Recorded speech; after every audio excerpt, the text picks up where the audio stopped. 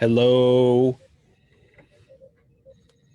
Hello. How are you? I'm great. How are you? I am furiously rushing through my sharing bit. You get to watch the very unexciting sharing of the program. Is this how the sausage is made? That's good. That's exactly how it's done. I love it. I love that you know that phrase because too many people don't. Nobody wants to know, Nobody but wants everyone to know, wants to but eat it. everybody wants to eat it, but nobody wants to know how it's done. It's the truth, though, isn't it? Yeah, it is the truth. That's why I keep saying about the courts. Right, it's true. So right now, we are live on Facebook. I have not pushed the magic button for the global radio as of yet. Got it. So for anyone who actually is on the Facebook, because I can't see how many of you there may be, because I am doing my pre-production work. Welcome as always. This is the just mind-bogglingly exciting sharing bit of the program. This is the pre-production bit that you all, get to the edge of your seat for. But sadly, this is how it is. There is no way around it. Despite the fact that Facebook has, without doubt, some of the best computer programmers on the planet, they have yet to make a one-button share feature. So we have to do everything individually. But as you can see, my guest is already in, and I didn't even have to tell her to show up early. She did it spontaneously, which is fantastic. So we have shared to our national outlets. And we got a whopping 3 minutes before we say hello to our global audience. So now let's share to all of our groups. That one, that one, that one, that one, that one, that one, that one, that one. This is, sure, Jill is just the anticipation and excitement at watching me do this part of the program is just probably tough to contain. Very tough to hide your excitement at this part of the. This is definitely the grinding of the meat for the sausage. There's no question. This is a no pressure. I am a no pressure guest, Jack. You take your time. This is not the glory bit of the program. Let's just be blunt. One day when you have a massive staff of people to do this for you, I'll say I knew you when. And I'll ask to have you back on, and you'll say, well, I'm a sitting judge now. I can't do these political things. I like that. I can't do these blatantly political things. Sounds good to me. Sorry, the robe shields me from such things. That's right. Last week, I sent program to what did I send it to? I think I sent it to the Puerto Vallarta, Mexico tourism page. I'm like, oh, crap. I didn't mean to do that. Oh, God. They're going to wonder what the heck that was about. No, I know what I did. I sent it to the Saucon Valley Middle School group. Like, God. That was a mistake. Once you post share, you can't bring it back. It's like, maybe somebody will sort out that I didn't quite mean that. And I didn't get any blowback, and they didn't. Actually, you know what? I think they did kick me out of the group. I just realized I haven't seen it. I just realized I haven't seen it listed here. I think they did kick me out. Oh, well. I can't blame them. Probably not the messaging. Oh, no, I am still in it. Here it is. There it is. I am still in it. Thank you, Saucon Valley Middle School, for not kicking me out. Promise. I promise. That was I didn't mean to do that. Sorry, gang. To err is human. Yeah. I mean, I was not. Didn't exactly mean to do that. Sorry about that, gang. I know that was not part of the plan. I know poor folks at Saucon Valley Middle School like, what the hell is this? Like, whoops. Sorry, everybody. Just talking about textbooks, and here's this guy railing against the Republican Party, and probably half of them are Republicans. Like, what the hell is this? Sorry, everybody.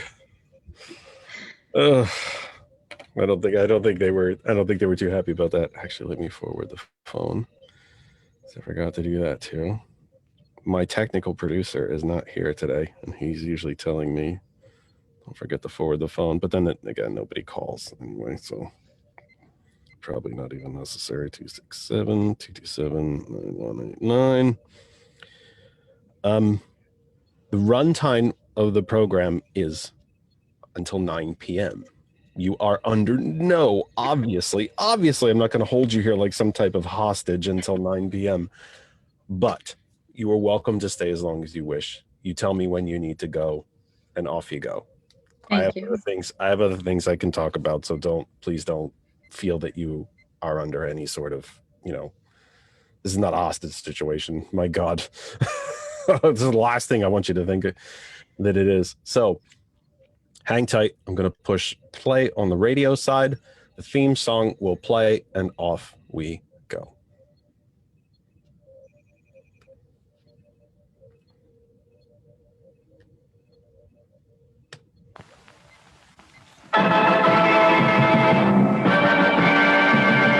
Kennedy, Kennedy, Kennedy, Kennedy, Kennedy, Kennedy, Kennedy. want a man for president who's seasoned through and through, but not so doggone seasoned that he won't try something new? A man who's old enough to know and young enough to do. Well, it's up to you, it's up to you, it's strictly up to you. But it's Kennedy, Kennedy, Kennedy, Kennedy, Kennedy, Kennedy, Kennedy for me. Kennedy, Kennedy, Kennedy, Kennedy. Do you want a man with spirit who is not afraid to fight? A man whose record shows that he will fight for what is right. A loyal man who'll bring the job a fresh new point of view. Well, it's up to you, it's up to you, it's strictly up to you. Cause it's Kennedy, Kennedy, Kennedy, Kennedy, Kennedy, Kennedy, Kennedy for me. Kennedy, Kennedy, Kennedy, Kennedy. And that's all right, Jill. Go ahead, bop along to it. It's okay. Dance guaranteed to be elected president, no matter what his creed. It's promised in the Bill of Rights to which we must be true. So it's up to you, it's up to you, it's strictly up to you. And it's Kennedy, Kennedy, Kennedy, Kennedy, Kennedy, Kennedy, Kennedy for me. Kennedy, Kennedy, Kennedy, Kennedy. Do you like a man who answers straight, a man who's always fair?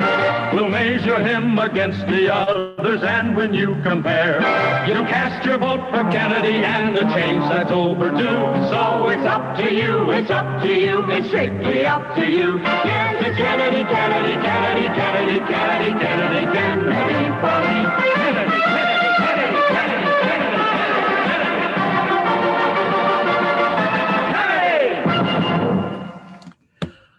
From my humble second bedroom. You know what? I just forgot my own entrance into my own program. Isn't that just, it's warm out. I've been out all weekend. Too much fresh air into this very tiny compartment. Certain sections, I think, closed off. It's spring. Welcome, welcome, welcome from my humble second bedroom here in the Saucon Valley, part of the Lehigh Valley in the Commonwealth of Pennsylvania, in these United States, on this planet Earth, the only one we have. Third rock from the sun in the Terran solar system, part of the Milky Way galaxy. This is the Kennedy Effect for the 21st of March, 2021. Happy spring. And if you are anywhere near where I am, then you know it actually has been spring this weekend. It is lovely. I opened a window. I didn't burn. And if you can see, folks, the name is on your screen. It's about as Irish as it gets here. 30 to 45 seconds of direct sunlight. Crisp, crispy nuggets of Irish jerky, usually. Yeah, it's not good, but couldn't help it. It's spring. We can go outside. I still managed to wear a jacket somehow. Yeah, not fully adjusted yet, but it's been a lovely weekend. We've been outside. I've got air in my lungs. Like fresh air, didn't pass out, not recirculated. Let's try that again. Recirculated, heated air. I actually got fresh air in my lungs. I walked. It's like, wow. It's not just bears that come out of hibernation after these long winter months. It's us too. So we've come out of hibernation a little bit. I think we've turned the corner. We had, a couple of 60, we even hit what was it, 2 Fridays ago, I think it was. We hit 75 or something here in the Lehigh Valley in Pennsylvania, and then it went right back into the tank, into the 20s and 30s. I think this might be it. I think the rest of the week should be in the 50s and 60s. So I think we're done. I think spring is finally here, and that is where we're at. So I hope that wherever you are listening around the country and around the globe, that the weather is treating you well. And why does this spring mean so much more to us than so many others? Because after a year of stay-at-home guidelines and shut down businesses and schools and stay away from each other to literally keep each other alive, a bit of sunshine, a bit of warmth is truly heaven sent. And you don't have to be terribly religious to think yourself that it is indeed heaven sent. So I wish you all well. I wish you all a happy Sunday evening, and a happy, actually, depending on what part of the globe you're listening, it's already Monday. So I say welcome to you again. Let's get through the business. Wherever you may be listening or watching to us, that you know what? Everything's misfiring. Everything's misfiring. It's the fresh air. It's not working right. Wherever you might be watching us right now across the Facebook universe, we welcome you. About 90, between 80 and 90 different locales that we are sharing the program now across the vast Facebook archetype of structure.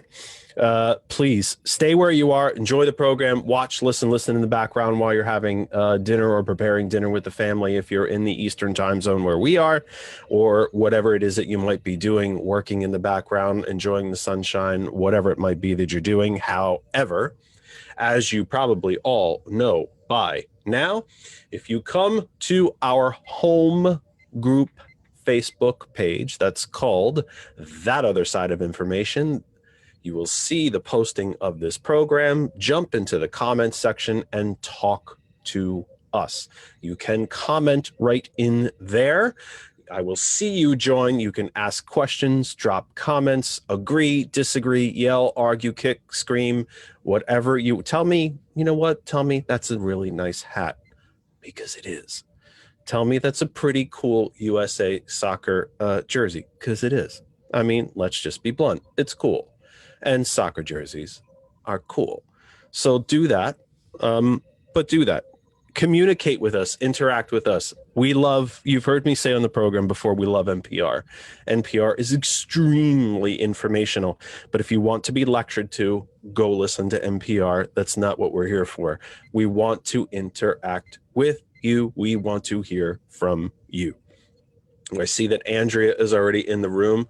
I know who Andrea is. I've been emailing with Andrea all day. And she's probably thinking to herself, I don't want to do anything else on a Sunday except email back and forth with Jeff. Well, this is why you were emailing with me all day, Andrea, you poor girl, you. But at least she's here. So thank you, Andrea. But you can come to That Other Side of Information, get into the comments section, talk to us, interact with us. Again, ask questions, agree, disagree, anything that you want. To our sisters, brothers, friends, and family at hot101.net, welcome back. And thank you for allowing us to be part of the great hot101.net family, one of the true originators of global internet radio, hot101.net. Our listeners are quite literally around the globe: Australia, New Zealand, dotted around the European continent, Central and South America, and in Canada. If you do not know how to listen to hot101.net, you obviously haven't been listening to me. I tell you every week, it's super simple. Go to the web address is right in the name. It's hot101.net. But also, if you have an Apple device, go to the Apple App Store and you will find the app for hot101.net. If you have an Android device, just go to the Google Play Store and you will find the app for hot101.net. Or if you already have the TuneIn Radio app, just search for hot101.net. If you miss any of this program, and why would you? Why on earth would you miss any of this program live? I take it personally. But if you should happen to miss any of the program live, you go back and you can find everything about this program, what has become our repository, our library for everything the Kennedy Effect. That is That Other Side Information on our YouTube channel, That Other Side of Information. The program also goes out to Instagram, That Other Side of Information. What am I missing? I'm looking at my cheat sheet here. Twitter. You can live tweet this program at That Kennedy Talk, or search for That Other Side of Information on Twitter. You'll find us there. The YouTube channel, I said that. The Instagram, I said that. We got a Patreon subscriber, folks. I've no doubt. I can't draw a direct correlation between the beginning of spring and the fact that we got a Patreon subscriber, but I just put that out there. Kind of like you've never seen Batman and me in the same place. Think about it. But we got a Patreon subscriber and spring came. Just, you know what I'm saying? I'm just putting that out there. and my TikTok, which I didn't do again this week because I'm very undisciplined about my TikTok, but we're there. And that's where you can find us. So the comedy routine is essentially done. Really time for me to settle down, get serious, and welcome someone who I'm very honored to have on the program, a very serious lady, although she has a great sense of humor because she's been laughing along at me, probably thinking to herself somewhere in the back recesses of her mind, why on earth did I agree to do this? This is nuts. And there's so many other things I could be doing on a Sunday afternoon. And she's right. There are a lot of other things she could be doing on a Sunday afternoon. But I have been, even in this COVID era, we're lucky people.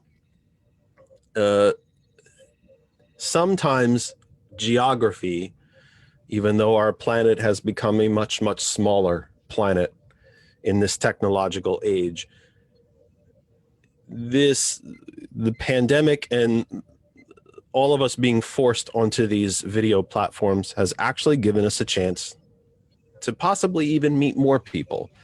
And that is this young lady right here. And the ability to actually, you know, you might think it difficult to actually develop friendships over Zoom, but I have been with this young lady right here, and I consider myself better for it and lucky for it. And she's been kind enough to come on the program. And that is Jill Beck. Jill is a candidate for the Pennsylvania Superior Court. Now, for the listeners and viewers who may be outside the Commonwealth of Pennsylvania, you might be thinking to yourself, well, why do I want to hear this? Jill might be running for a judicial seat inside the Commonwealth, but the issues surrounding that campaign go well beyond Pennsylvania. Among the things we're hoping to discuss here tonight is, why does Pennsylvania even elect judges in the first place? One of only 8 states that does so. Why does not the federal model work here in the Commonwealth? Well, it would if we had it, but why do we not do that? What are the differences between a judicial race and a standard political campaign? What does a judge even do? We don't teach civics anymore in this country. So what does a judge even do? What's the job of a judge in Superior Court? But instead of me laying out 1,000 questions, let's let Jill talk to you. Jill Beck, my new friend and my growing friend, I'm honored to have you here. I deeply appreciate that you came here, and welcome to the Kennedy Effect. Well, thank you very much, Jeff. It is my pleasure to be here and to spend part of my Sunday with you. And I am honored and touched that you consider me a friend, because I certainly consider you one as well. All my Zoom friends that I've been meeting throughout this campaign feel like we go way back. But it's really great to be here. Thank you for having me. Well, I tell people that, you know, Pennsylvania is, I think, the 5th or 6th largest state in the country. And when you look at it on a map compared to other states, like the big Western states, it may not look that large until you drive it. Right. And if I had to drive and see you, I'd be thinking to myself, blimey, that's a long way. If you had to come see me, you'd be thinking, geez, you know what? I'm not going to do this all that often. So it's a long way. So sometimes Zoom, pandemic or no, is a very useful thing. And it's allowed us to meet each other, have a chance to talk. We've only seen each other in, I think, I'm going to ballpark it here, plus or minus. We've only seen each other in about 2,500-ish Zooms or so. I'm just ballparking. I'd say you're pretty close. It's Yeah, somewhere in that it's area. about right. Yeah. I mean, there was a stretch, folks. I got to be honest. There was a stretch from the very first Zoom meeting that I saw Jill. I immediately got her in the chat, said, we'd love to have you on the program. She was kind enough to jump on it and say, I would gladly come. And then I think that week, I did it straight away because I didn't know when I would bump in, you know, figuratively speaking, bump into video speaking, bump into you again. And then I think that week I proceeded to see you every night, and sometimes multiple times in a night. Yeah, I thought actually. I know, for a and I think while, like by the 3rd day. Yeah, you could probably have given my. I know, I was stalking. Like I was stalking. It was stalking. You thought I was stalking. You can say it. You thought I was being stalky. I certainly. No, but I think by the 3rd night. I certainly thought you could give my speech for me by that point.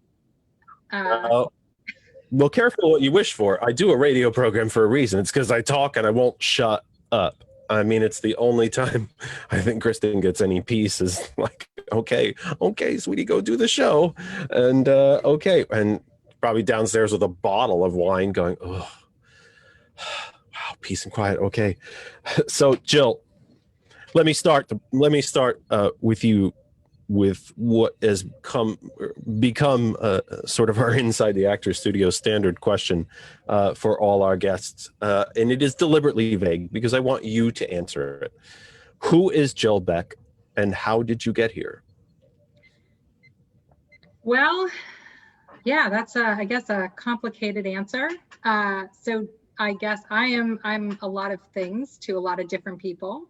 I am a wife and mother to two awesome kids, age 7 and 9. I am a lawyer. I'm an advocate, and I am a candidate for Pennsylvania Superior Court. I was not, though, someone who would tell you I always wanted to be a judge. In fact, I didn't even always want to be a lawyer. My road to here is meandering, and I think has built on all of my experiences that have led me to this point. I thought I wanted to go into the social work field. My mom was actually a social worker at our local children's hospital. And although I knew I did not want to work in the medical field as a social worker, I thought I actually wanted to work in the juvenile justice field. And I started working in college at a juvenile delinquent residential center for young women who had been adjudicated delinquents. That's the kid equivalent of being convicted of a crime. It was a very challenging job. As a 20-year-old, I had 8 young women under my care. I was their counselor. I also had started a literacy program there to work on their reading and reading comprehension. One of the things that I noticed, though, with all of the young girls that I was working with was that prior to entering the juvenile justice system, they had history of trauma, abuse, and or neglect. And at 20, I thought, wow, that's interesting that all these girls have that in their history. There has to be a way to get to these kids sooner so that maybe we could avoid entering into the juvenile justice system. And so from there, I took a little bit of a turn and went and found a job at the Child Advocacy Center of Pittsburgh, working in the area of forensic interviewing of kids who had allegedly been abused. And I was an assistant there. I was 21 at the time and observed the forensic interviewers doing the interviews. And I worked doing some of the interviews of the non-offending parent, and I watched them testify in court. And that was very fascinating, and I loved the job, and I thought it was a really great thing, but it was very narrow. It worked with these kids only in the area of the alleged abuse and then trying to help address the abuse, either in a prosecution by testifying in court and criminal court, or by submitting their report in a dependency case that would help ensure the kid's safety. But so while that was all well and good and did address that initial need, I think there's a lot more needs that the families need to address as they heal. And so I looked for something a little more holistic. And I found that by taking another turn and going into an AmeriCorps year of service. And I worked after college in the DC suburbs in Maryland. And I was working with kids on probation. It was this program called the Choice Program, which at the time I was myself and 2 other new college grads who worked with 27 kids on probation. And we were in their homes, in their schools, in their medical appointments, mental health appointments. We were everywhere with these families. The running joke that I had was I had 7 invitations to Thanksgiving that year. we were really in their families. But it also had me in court a lot, testifying.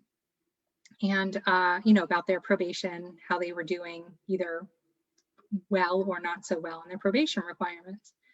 And I noticed that although my coworkers and I certainly knew these kids best, it was the attorneys that the judges were looking at for information and who the judges were listening to. And these attorneys, with all due respect, were largely meeting these kids in the hallway. And it was then that I said, I should go to law school. I should go to law school and be the kind of attorney who's going to actually help kids and help families and really get to know them well so that I can help them achieve substantial justice. So that's how I ended up in law school. And from there, it really is sort of a snowball. I went to work after I graduated at an agency called Kids Voice, representing abused and neglected children.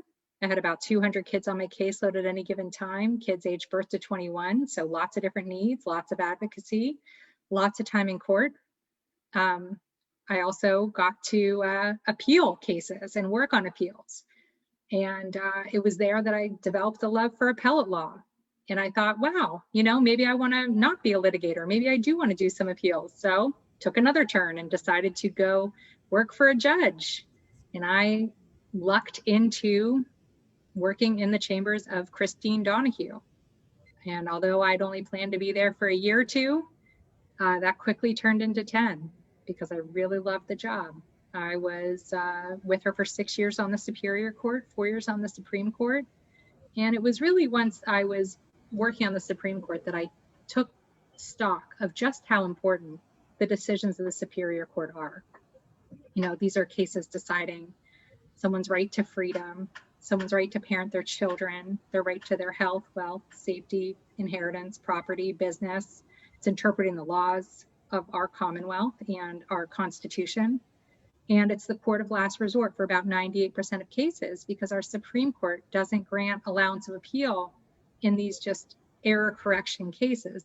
It's dealing more with broader policy issues.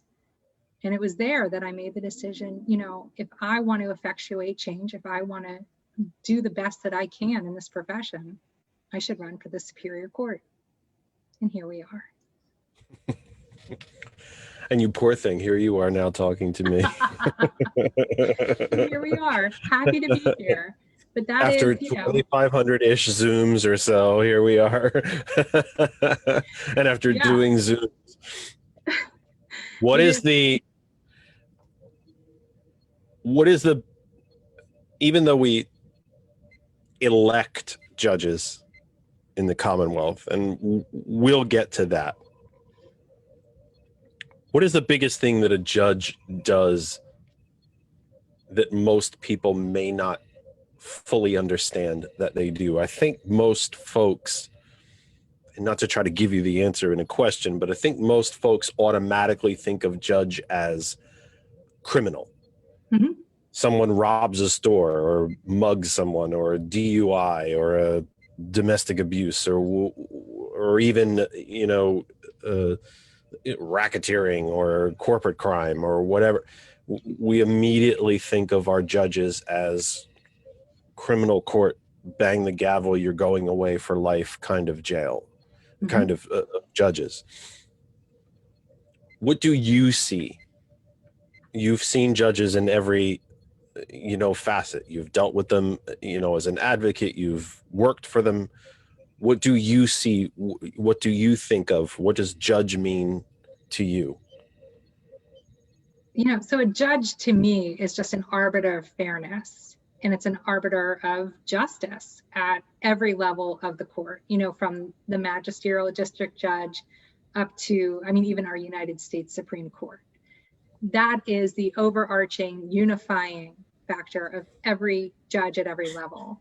And to your point, I think when people think of judge, they think of a trial court judge, right? A court of common pleas in Pennsylvania. And in some jurisdictions, including my county, they're divided into criminal judges, civil judges, family judges, orphans court judges. Some smaller counties don't have that sort of division. They might have one or two judges that hear all the cases of the county.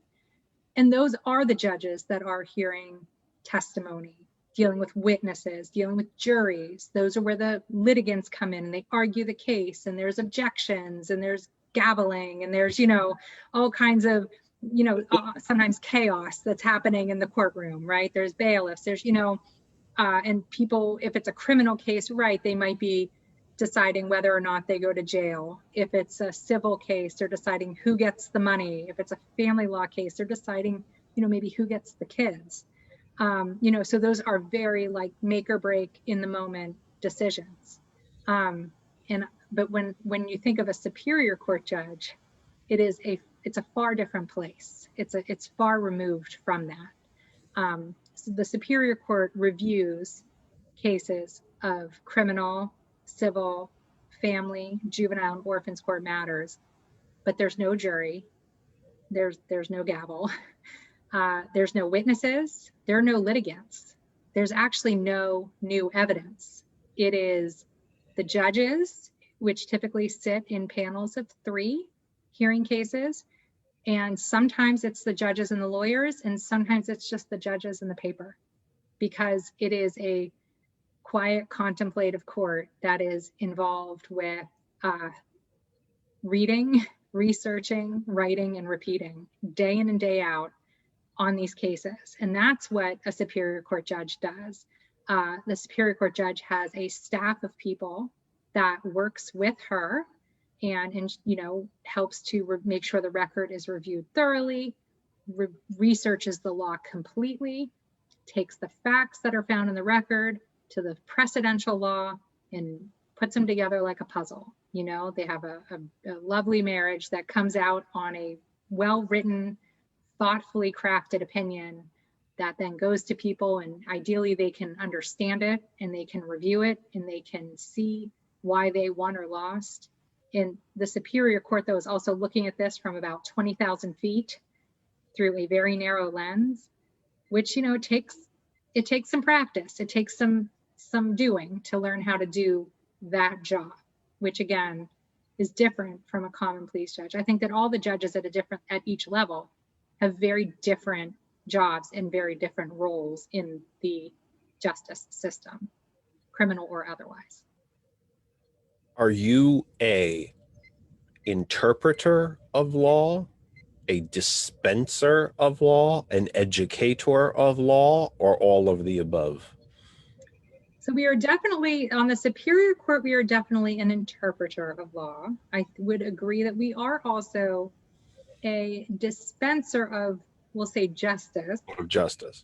I think that the interpretation of the law, which takes many layers and levels to go through. First, of course, you look at the language of the law. Then if that's clear, that's sort of the beginning and the end. And if it's not, then you move on to like I like to call the onion of interpretation, where you go through the many layers of trying to figure out exactly what our General Assembly was trying to accomplish. But, the superior court, certainly no judge is the writer or rewriter of the law. We are the interpreter of somebody else's words, the applier of the law. And again, through that, I think the goal is always to achieve substantial justice when doing all of the above. 5:30 Eastern Daylight Savings Time on the East Coast of the United States. This is the Kennedy Effect for the 21st day of March already. If you think it's, when we look back to, doesn't seem like it was but a few minutes ago that New Year's came round. 2021 is flying by, especially if you are someone like Jill, who is in the midst of a campaign and has been for quite a long time now, since about 10 seconds after the 2020 election, and even before, because I met her before the 2020 election. She was already campaigning. So it's been Jeff. Well, you were meeting everybody.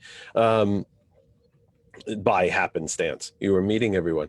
So it's been a longer time for her, but 2021 is flying by. Listen, wherever you might be watching or listening to the program across the Facebook universe, you are welcome and happy to stay exactly where you are. But if you would like to come and join the conversation, you will see me turn occasionally away from the camera. That's because I'm checking out the comments section at our home group Facebook page that other side of information, that's where I will see you come into the chat, into the comments section, say hello to you. You can ask Jill questions. You can ask even dumb old me questions. You can agree with us, disagree with us, put your thoughts, anything, kick, scream, yell, all kinds of fun stuff. Throw it in there. I will see it. We will bring it on air live to our audience, which is quite literally around the globe. To our sisters, brothers, and friends and family at hot101.net, it is our honor again to be part of your, well, Sunday evening here in this time zone, and whatever date, hour it might be in your respective time zone. We are just thrilled that each and every single one of you is back with us again. Every single viewer and listener to this program is honored, respected, whatever, wherever you may land on the political scale, whether you agree with me or disagree with me, and don't hide it. I know there are those of you who do not agree with me a lot that listen every week. I know you're out there. We respect you. We welcome you here. You have a home here. We may not agree on anything, but you're still here and you're still listening, and we still welcome you and we still respect you. If you don't know how to listen to hot101.net, it's very, very simple. Go to the home website. It's in the, the website address is in the name. It's hot101.net. You can go to any of the apps. The Apple App Store, if you have an Apple device, the Google Play Store, if you have an Android device, you can find the apps for hot101.net, or just use the TuneIn Radio app and go search for hot101.net. That's probably the easiest way, but you choose your best weapon of choice, so to speak. The audio app weapon, he means. Do that. Email me, thatotherkennedy@gmail.com. That's the email address for all things having to do with this program. You can do the same thing at the email address that you can do actually right in the live chat. If you don't want to hit us on the live chat, hit us on the email. Questions, comments, show suggestions, he tried to say. Always good when the radio guy can't talk clearly. Really always great when he can't. I didn't even drink today. I had coffee and water. That was it. Promise. Had an excellent crepe. I will say that. But he didn't drink. Coffee and water. Stumbling over his words. Don't know why. Must be spring fever. Twitter, @ThatKennedyTalk. You can live tweet me. Again, show suggestions, guest suggestions, comments, questions, anything you want to throw at us. It's another way to reach the program. And I will open Jonas White Whale, the phone line, later on in the program, and you can actually call the program. We know how you love calling the program. We know. I know how it goes. Jill, the Commonwealth of Pennsylvania is one of only 8 states, if I am correct. I'm working from memory. I do that probably a bit too much. That elects members of the judiciary, one of the 3 branches of government in our American system. Why? It's in our Constitution that way. And so it is done because that is what we are told to do. Do you believe that that is the way we should do it? It's a hard question for you in the midst that, insofar as you're in the middle of that. My question is not to put you on the spot or to get you in trouble. The federal model seems to work for the other 42 states, and it certainly works for the federal government, which is why it is called the federal model. But why do you believe that it works? Do you believe we should be doing it that way? What's wrong with the federal model if it's good enough for 42 states and actually many other nations on earth? Why is the Commonwealth of Pennsylvania different?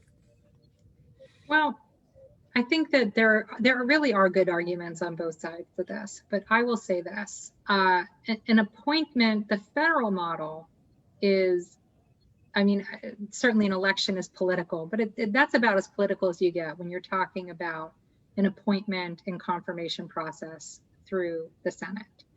I think that there is something to be said about the free and open elections that we are to be having and allowing anybody to throw their hat in the ring.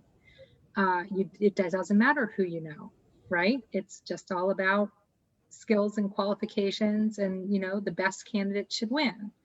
And that would make an election ideal.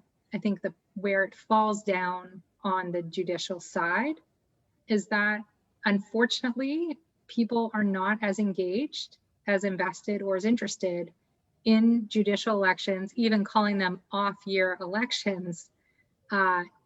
It makes it very difficult, because then it becomes the candidate that has the most money wins.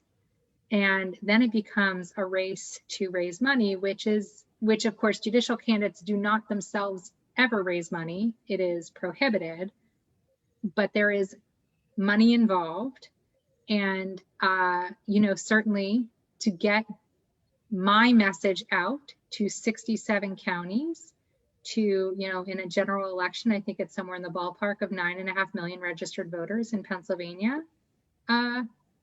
You do have to have mail, media, whatever form that may be, and that costs money.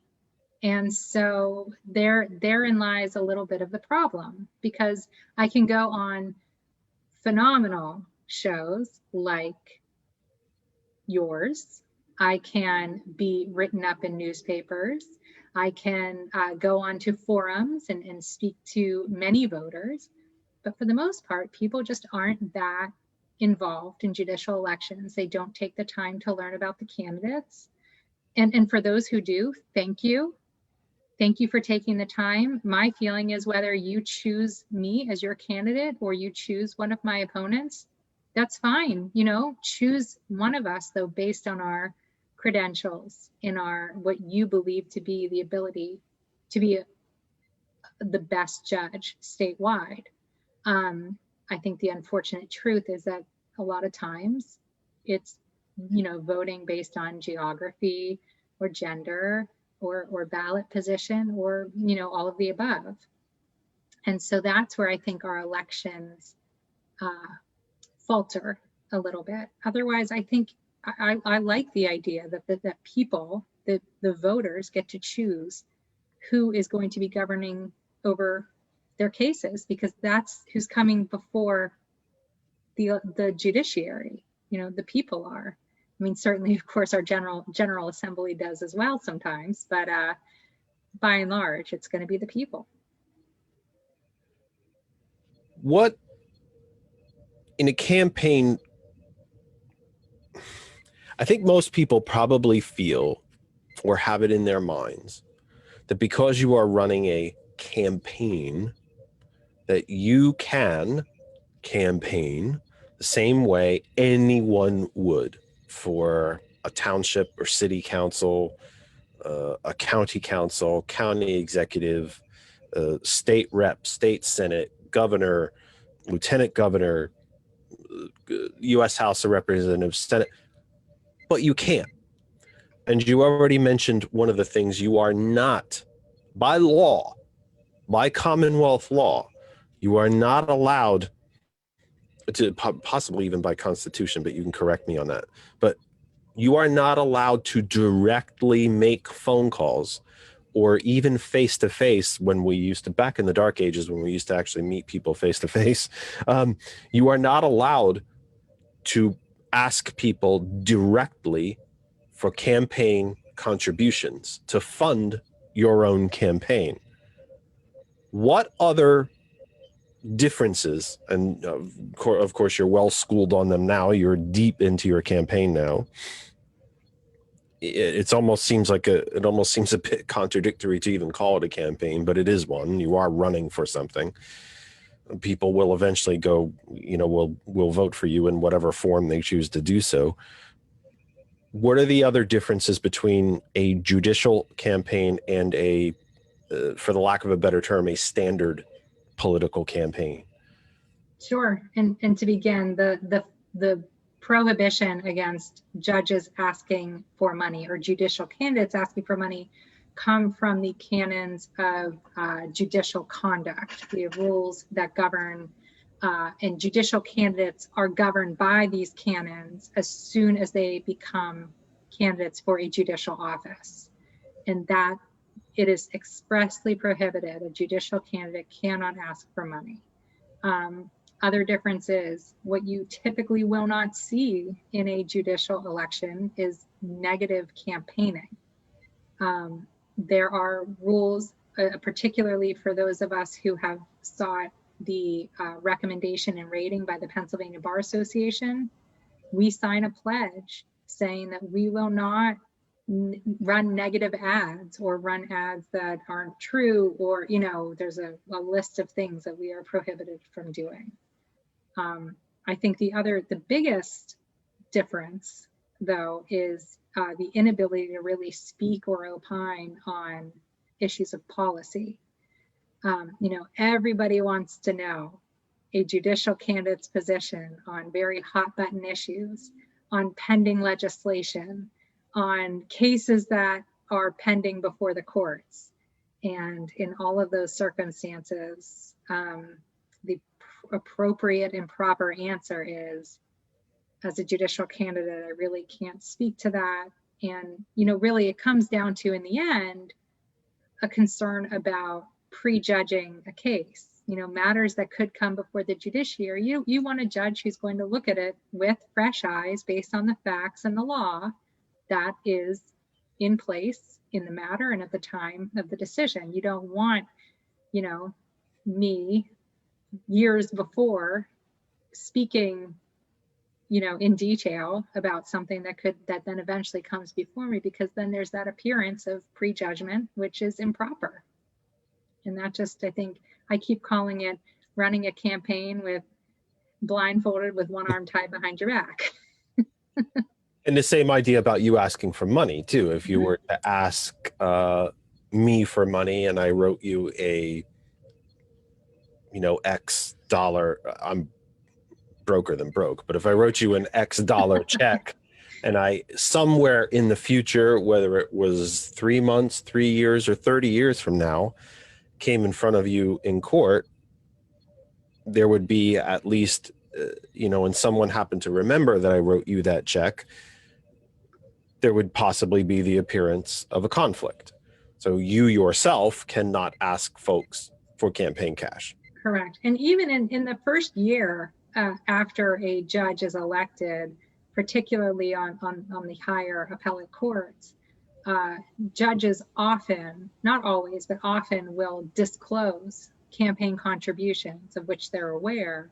Obviously, they never asked for that money, but in the first year, they'll often just disclose that there was a contribution made by maybe this attorney or that party, and allow parties to seek recusal of the judge on that basis. Now, I don't know how, I couldn't tell you how often the parties do ultimately ask for the judge to step aside in a matter, but I have seen it done routinely, especially again in that first year after election, that they do that. As you go through this process, is it your, if you, insofar as you have developed a belief or perhaps taken the temperature of the folks that you speak to, as much as you can take a temperature via this a highly personal method,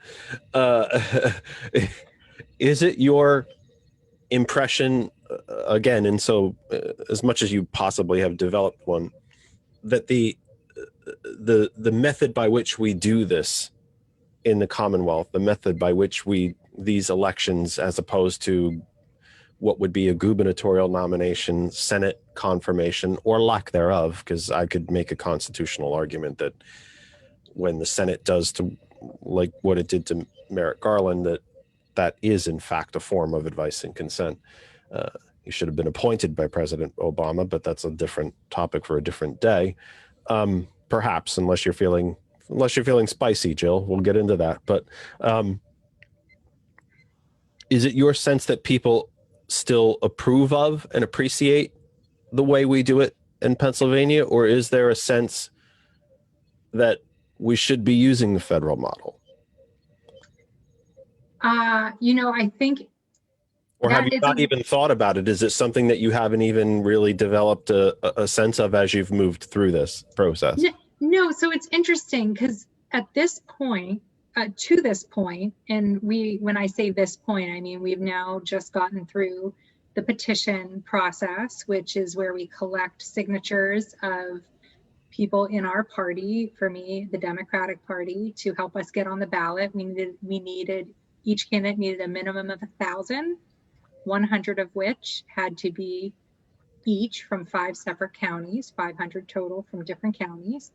So to this point, a lot of what I have been interacting with, the people I've been interacting with are Democratic committee folks, people who are very heavily involved in Democratic politics, or family and friends who are willing to just help me because I'm me, so it's going to be those two interests, people who are interested because of the party or because of, the family, personal connection.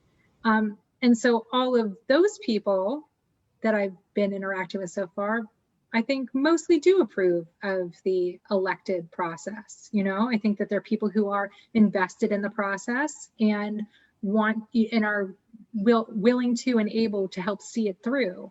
The general voter, certainly there are some really informed members of the electorate, and I think they certainly would have their opinions. I haven't really, to use your term, taken the temperature of that yet. I would not be surprised to know that there are people who don't know that we elect judges at every level, because it is confusing. We are in such a minority of states that do it. And you hear it so much more often about judicial appointments that happen in the federal system. I mean, that is a far more publicized, far more publicly known method.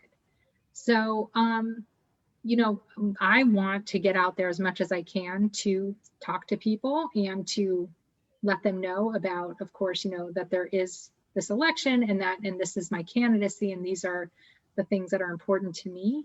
And hopefully people will agree and join me in my run. But to your point, I don't know. My world so far has been a little narrow.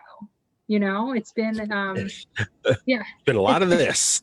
A lot of this, a whole lot of this. And yeah, I mean the pandemic complicates running in a way that I don't think anyone really could have foreseen, because you're not just going to events and going to parties and walking around different venues, bumping into people, meeting everyone from party, strongholds to, everyday folks who just aren't really that involved. They're just there because their boss invited them or their friend invited them, and that's where you sort of get that mix of people. Now we're so much more siloed because we're on these Zooms. You have to get the code and you have to log in and you have to be on at a certain time and have the opportunity to speak. So I think now I'm going to see a lot more of this as my world broadens and we start trying to get out there so much more to all the different areas. Is it your hope and possibly even plan as we move deeper into spring and into the warmer weather, and as more of our fellow Pennsylvanians are able to get vaccinated? I have not been yet. I do not know if you have been or your friends or family. I'm lucky that, my better half has been, that you will be able to return to a more traditional, dare I say, traditional campaign, if that's the right term for it, but, a more in-person, less of this and more in person, that we might actually God forbid run into each other face to face at one point. Or we might see each other from across the room and go, I don't recognize him without a box around him. Or with a mask on. Right. There's actually space around him. I don't know. I don't, he's not inside of I'm not sure if that's him. And a bit black screen around him, like letterbox. I'm not sure that's him or not.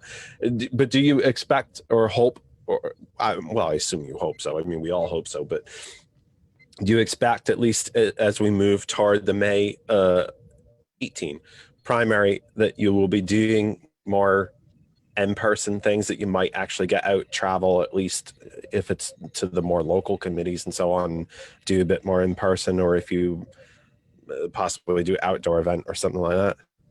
Yeah. I mean, I don't see anything going full on traditional through the primary. I just don't see that happening. Unfortunately, to your point, not enough people have been vaccinated. My hope is that the president's promise of everyone being vaccinated by May, I mean, that would be wonderful. Won't get us there pre-primary though, which, yes, you're correct, it is May 18th. But I do think, and I am seeing people starting to open up a little more and a little more and a little more as people are getting a little more comfortable. People are getting more people are getting vaccinated. More people are feeling better about having some in-person contact. And so there have been a few committees that have had in-person meetings. And by committees, I mean, some of the local Democratic committee meetings.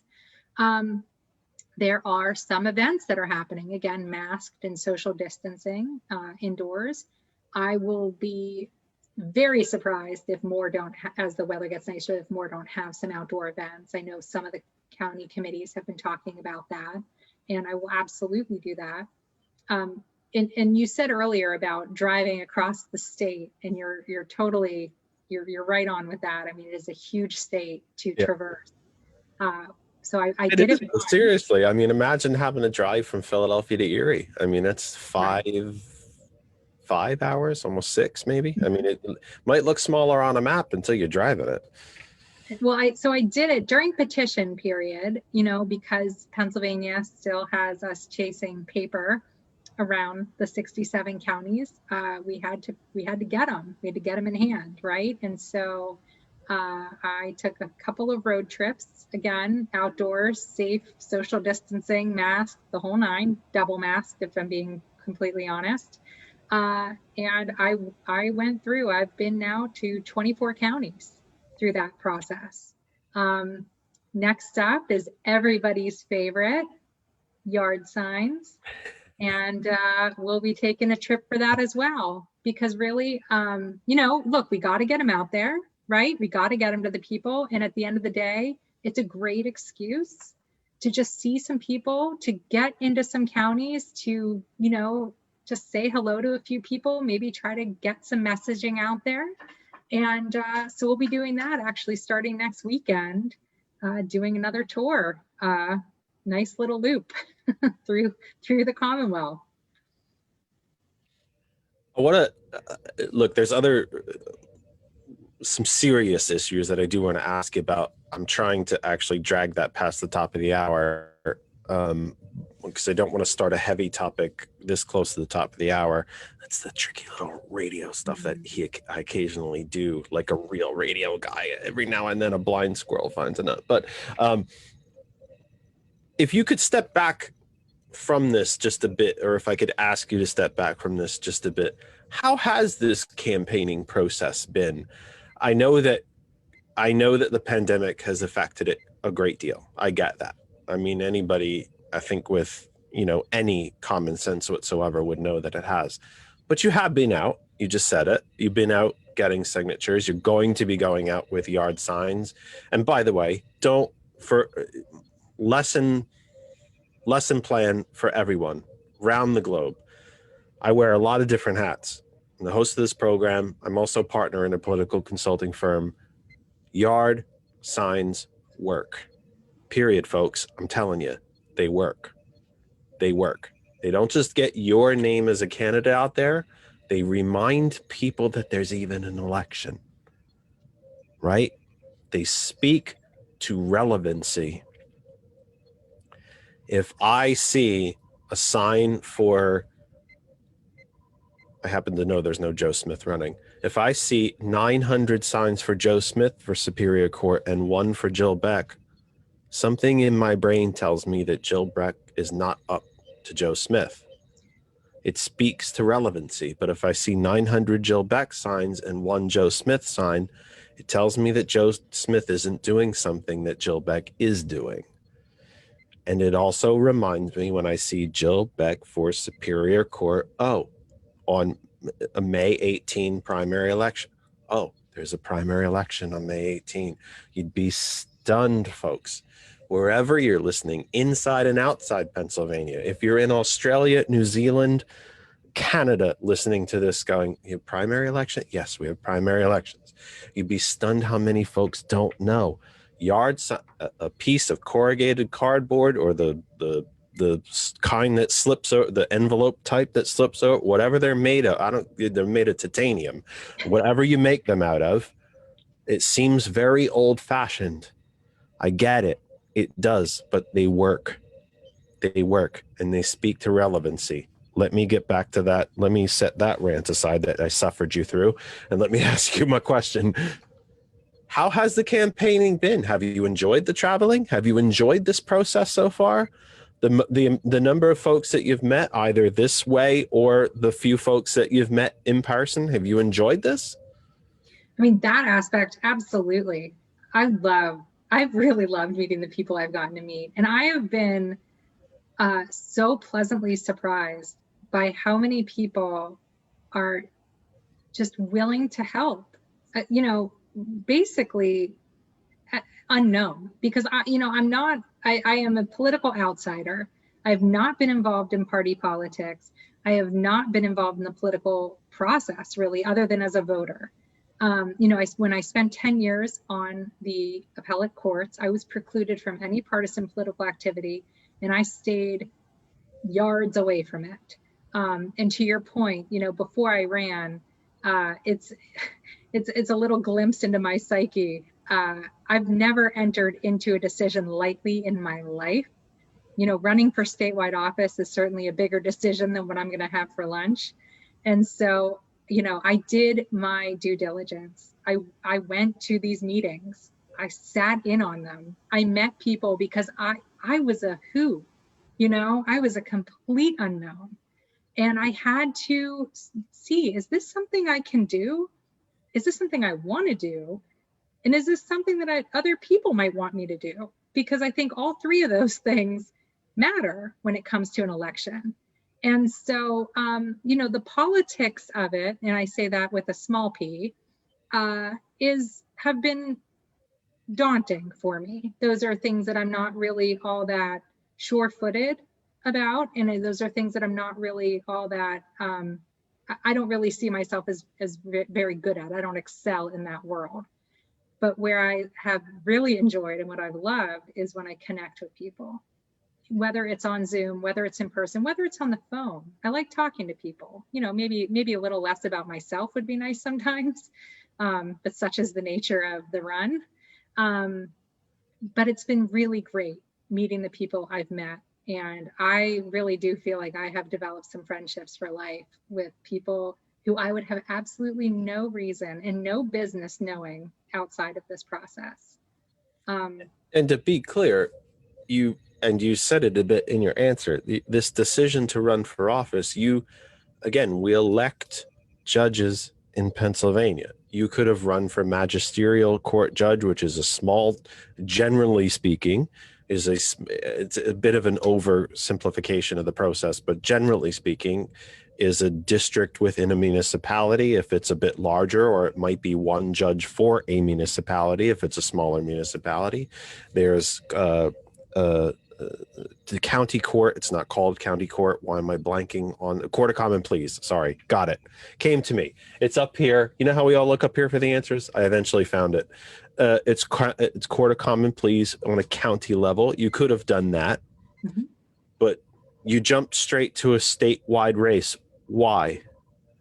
Yeah, so I do get that question often. And look, I said this earlier which by the way, I don't ask you that because it has anything to do with your qualifications. Your qualifications are there. You're obviously up to the challenge, but it is a daunting challenge. It's not a small state. You're not running in Delaware or Rhode Island or even where I was born in New Jersey. It's a big state.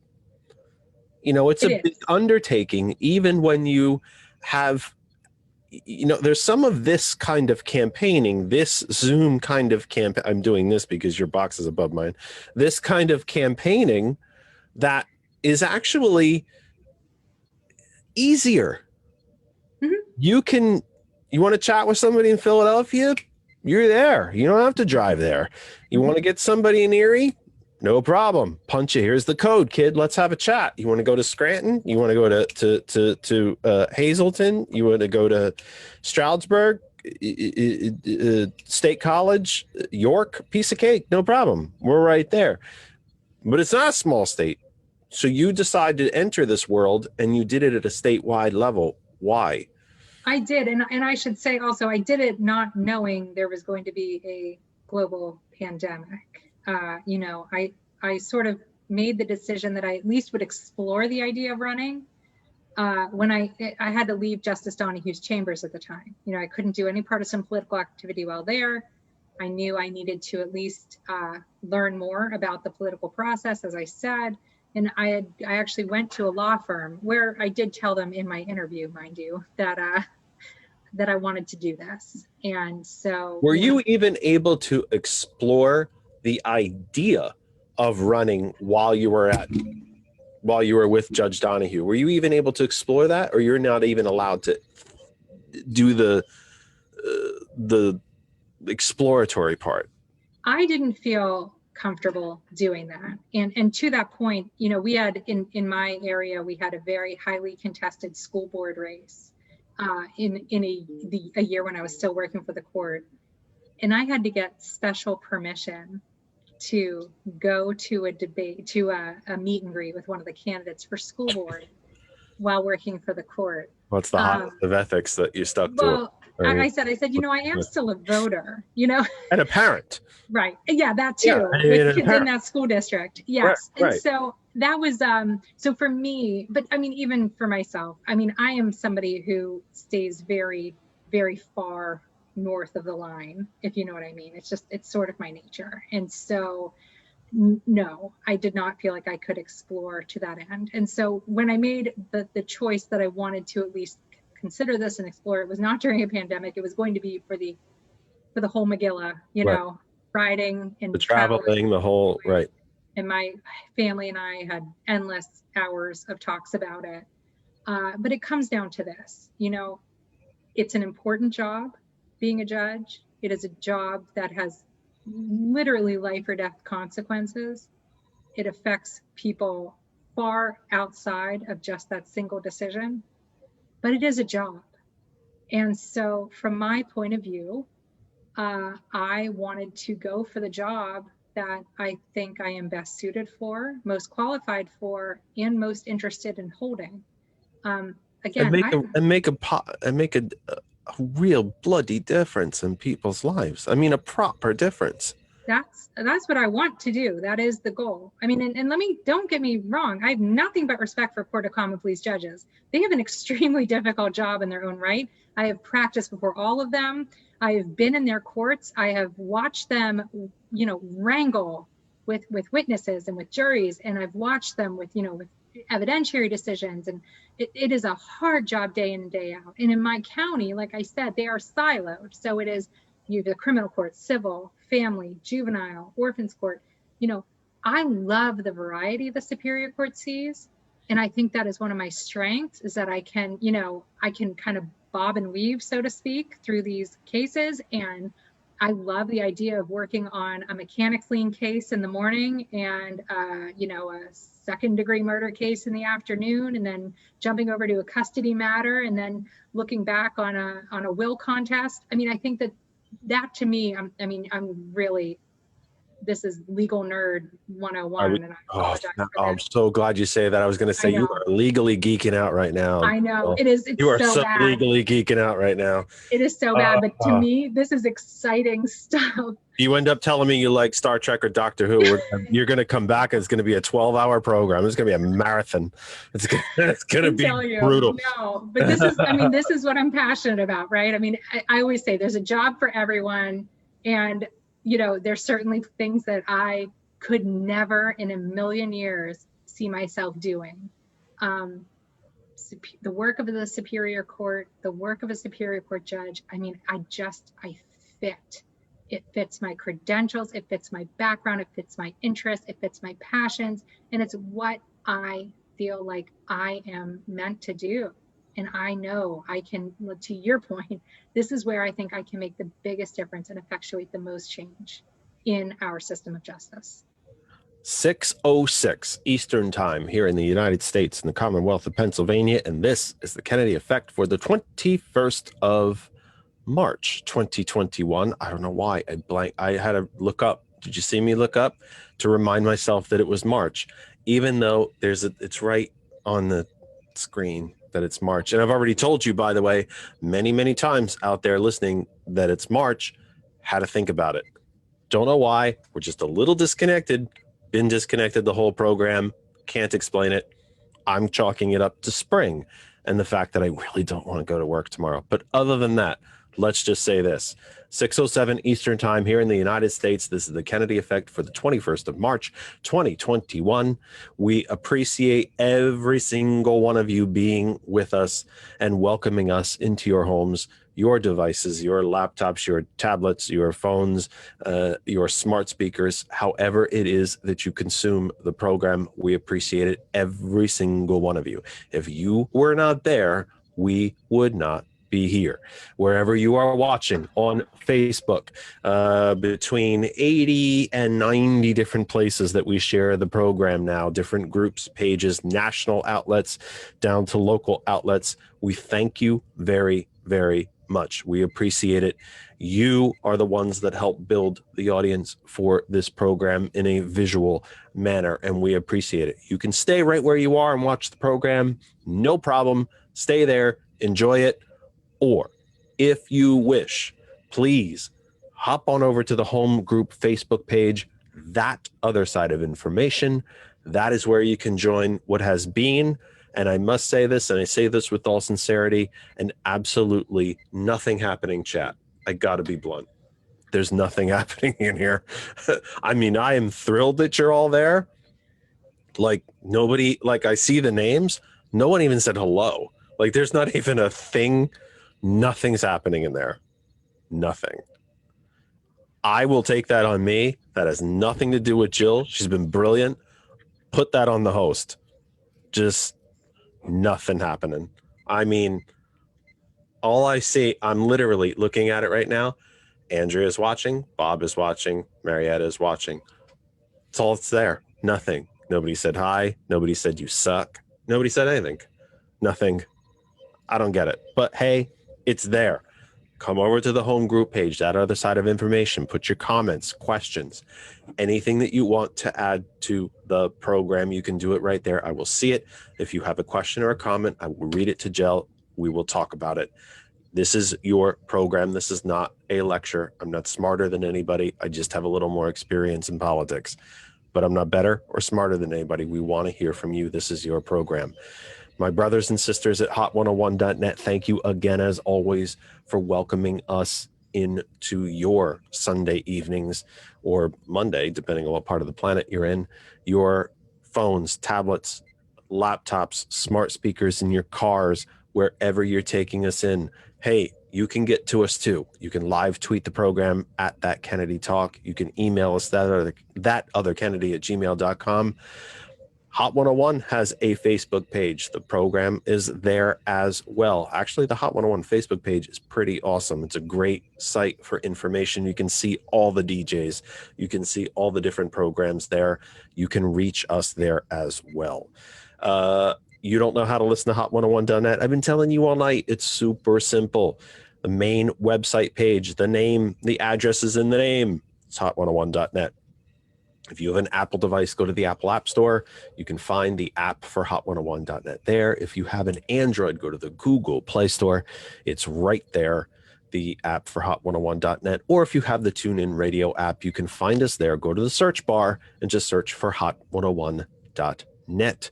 And all the various places that you can find the program after we are done with our live portion. If you missed anything, you can get the entire program. We have a YouTube channel, That Other Side of Information. Instagram, That Other Side of Information.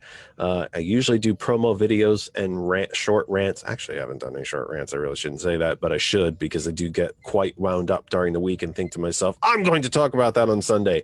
And then Sunday comes, and I usually have really great rants in my head on Mondays and Tuesdays. And then Sunday come, and I like kind of forget about them by then. So I should be doing them on TikTok. But we have a TikTok, That Other Side of Information, and just all sorts of fun stuff. I'm also going to be shortly, while Jill provides me her next answer, I'm going to be feverishly typing the phone line into the screen so you can see it, and I will be giving it to you vocally as often as I can. You can call the program. It doesn't hurt. I swear. There's no like electricity that comes through and gets you.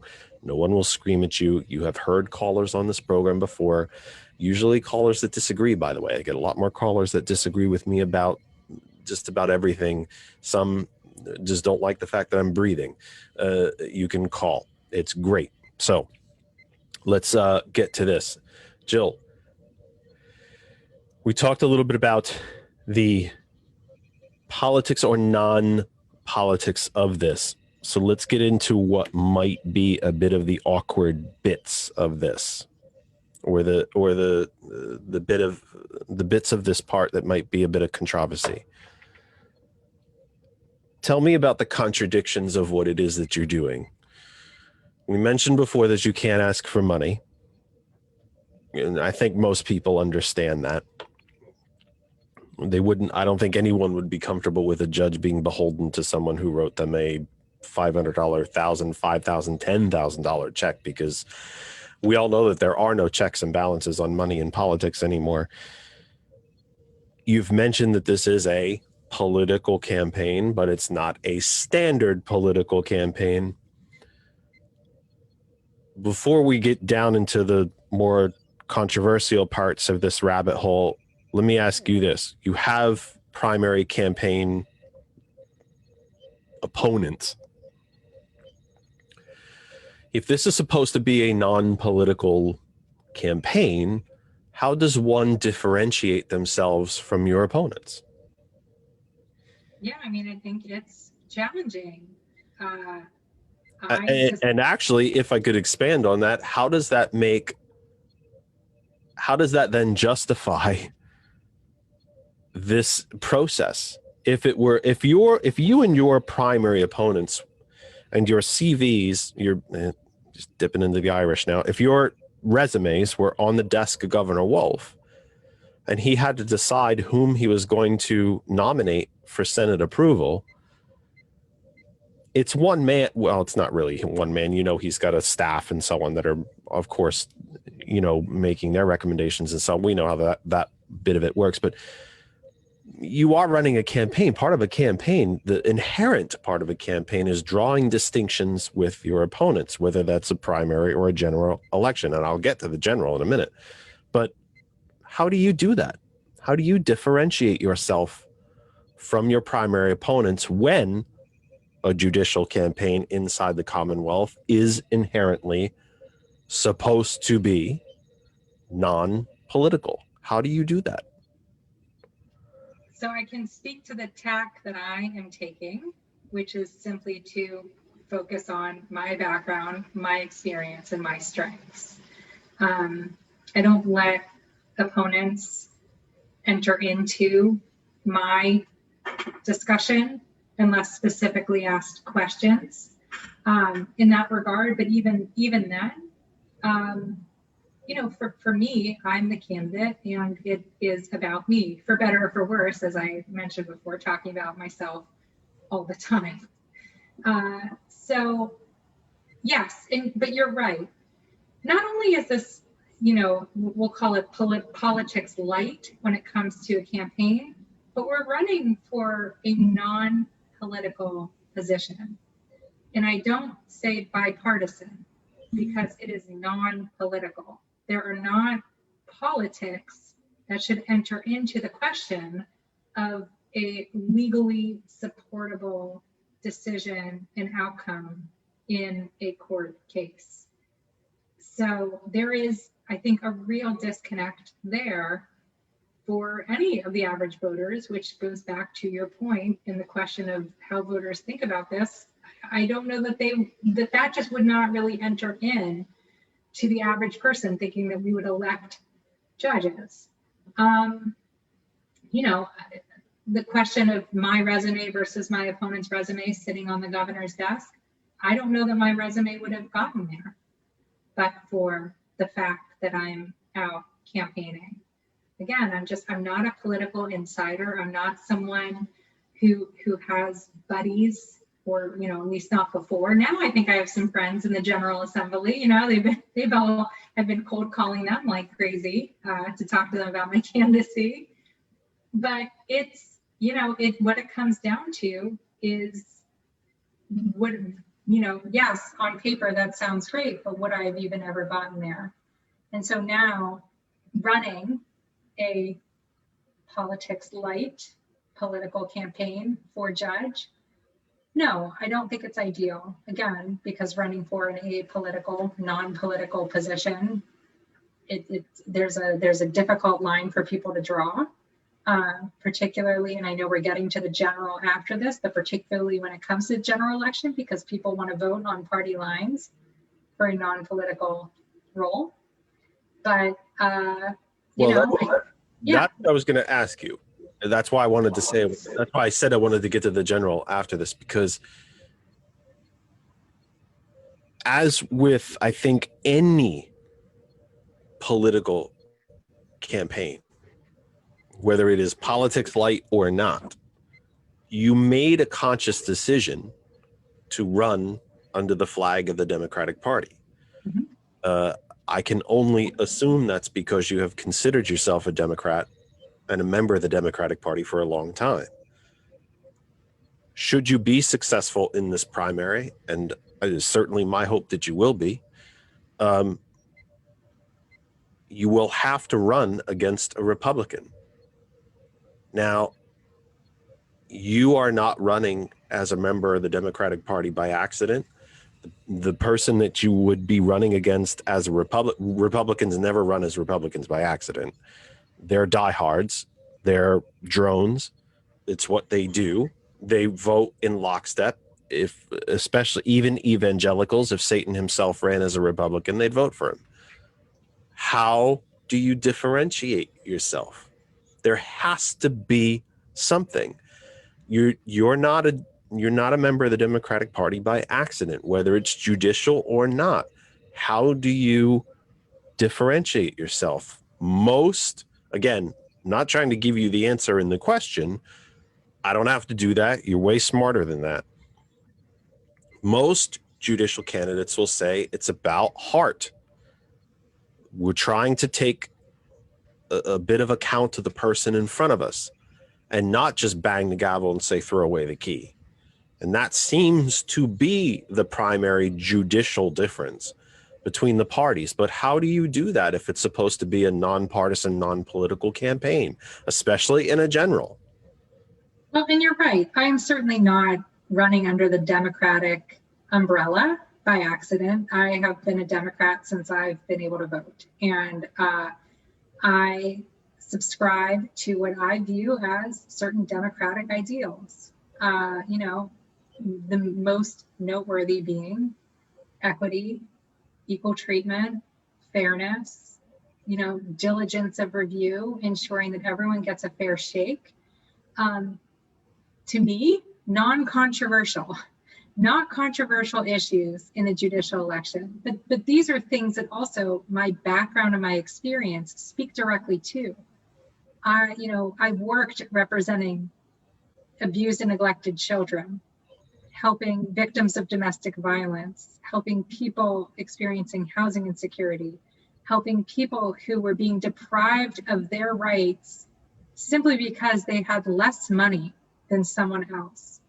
And I have always stood up for the little guy, for the vulnerable members of our population, and said, no. And not just no, but here's why no. And I have, for lack of a better phrase, I've put my money where my mouth is. I subscribe to these ideals. I have lived these ideals. And I think that is why I am running as a Democrat. And that is why I think that my candidacy will be able to be set apart in the general, but also will have appeal to maybe some of the more centrist or, less conservative of those who are on the other side. Does it bother you? I don't want to say scare you. It's not the right word. I'm a bit groping for one at the moment. Does it give you pause that should you be successful, that there are sections of this Commonwealth that as you continue to campaign on simply on such a simple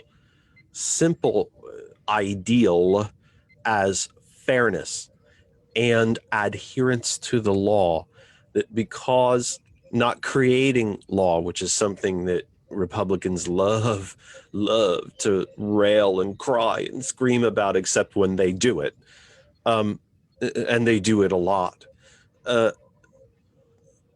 Does it kind of give you pause that there are swaths of the Commonwealth that simply won't vote for you because you have a D behind your name? I think it's just the reality of the country, the state, and the time we're living in. And I mean, let's be honest, Jeff, there are people who, imagine a world where there is an extremely qualified Republican candidate running for judge. There are plenty of people on the Democratic side who would never vote for him or her simply because of the R next to their name. It's a distinction to me without too much of a difference. It's unfortunate, especially in this type of election where we really do want the best candidate to be sitting in that seat, who's going to do the job, who's going to do it right, and who's going to do it well, who's going to provide people with substantial justice, who's going to, put in the legwork to make sure that is done. It is an unfortunate consequence, I think, though, of this being a partisan election. This is a purely, and I mean it, 110% purely speculative question, and don't answer it if you think you're going to get yourself in trouble. If Republicans held a majority on the Commonwealth Supreme Court, given the cases that were brought in front of them following the presidential election, do we think that the adherence to law would have held? Because I don't. I will. I'm sure that you have worked with a number, probably a higher number than any of us would anticipate, number of quote unquote Republican judges that are absolutely top shelf, outstanding members of the judiciary. I guarantee you have. And there's probably more than you could name.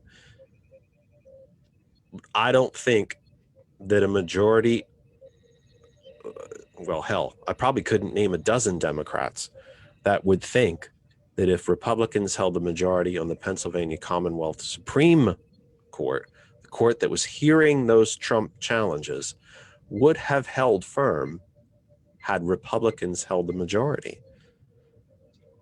I think we look to how the court came down on those cases. We look how the court came down on the gerrymandering decision, which I was party lines, sadly. On party lines, it is sadly, and well, so. But doesn't that speak to why these are elected party positions? I mean, how does that happen? If you are looking at the same statute, you and a Republican counterpart are looking at the exact same wording and statute. It's on the same damn page in two different binders. But you're looking at the same thing. How does one come up with two completely different interpretations? It seems mind-boggling to me. I can't speak to why people no, and I'm not trying to put you in their head either, but you understand where I'm coming from. I do. And I'll say this, what is, I mean, it's like it's a 65 mile an hour speed limit and I'm doing 95 and you say I broke the speed limit and a Republican says it's freedom. It's not. It's dangerous. I broke the law. I can't look at that two different ways. That's a ridiculous oversimplification, but you understand I don't think if Republicans had controlled the Supreme Court, we might not have Joe Biden might not be sitting in the presidency right now. Yeah, I think that is, I think we could do a lot of, to your point, speculation. And I know that it is largely speculation. It's not entirely fair a question to ask you, but well, here's what I will say about this.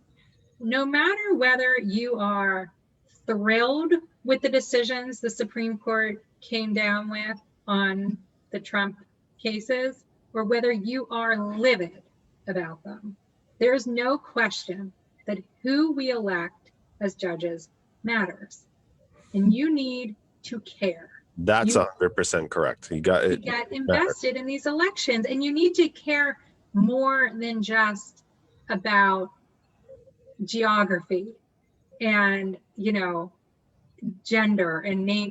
It's got to be like, this is why I want to believe judicial elections can work.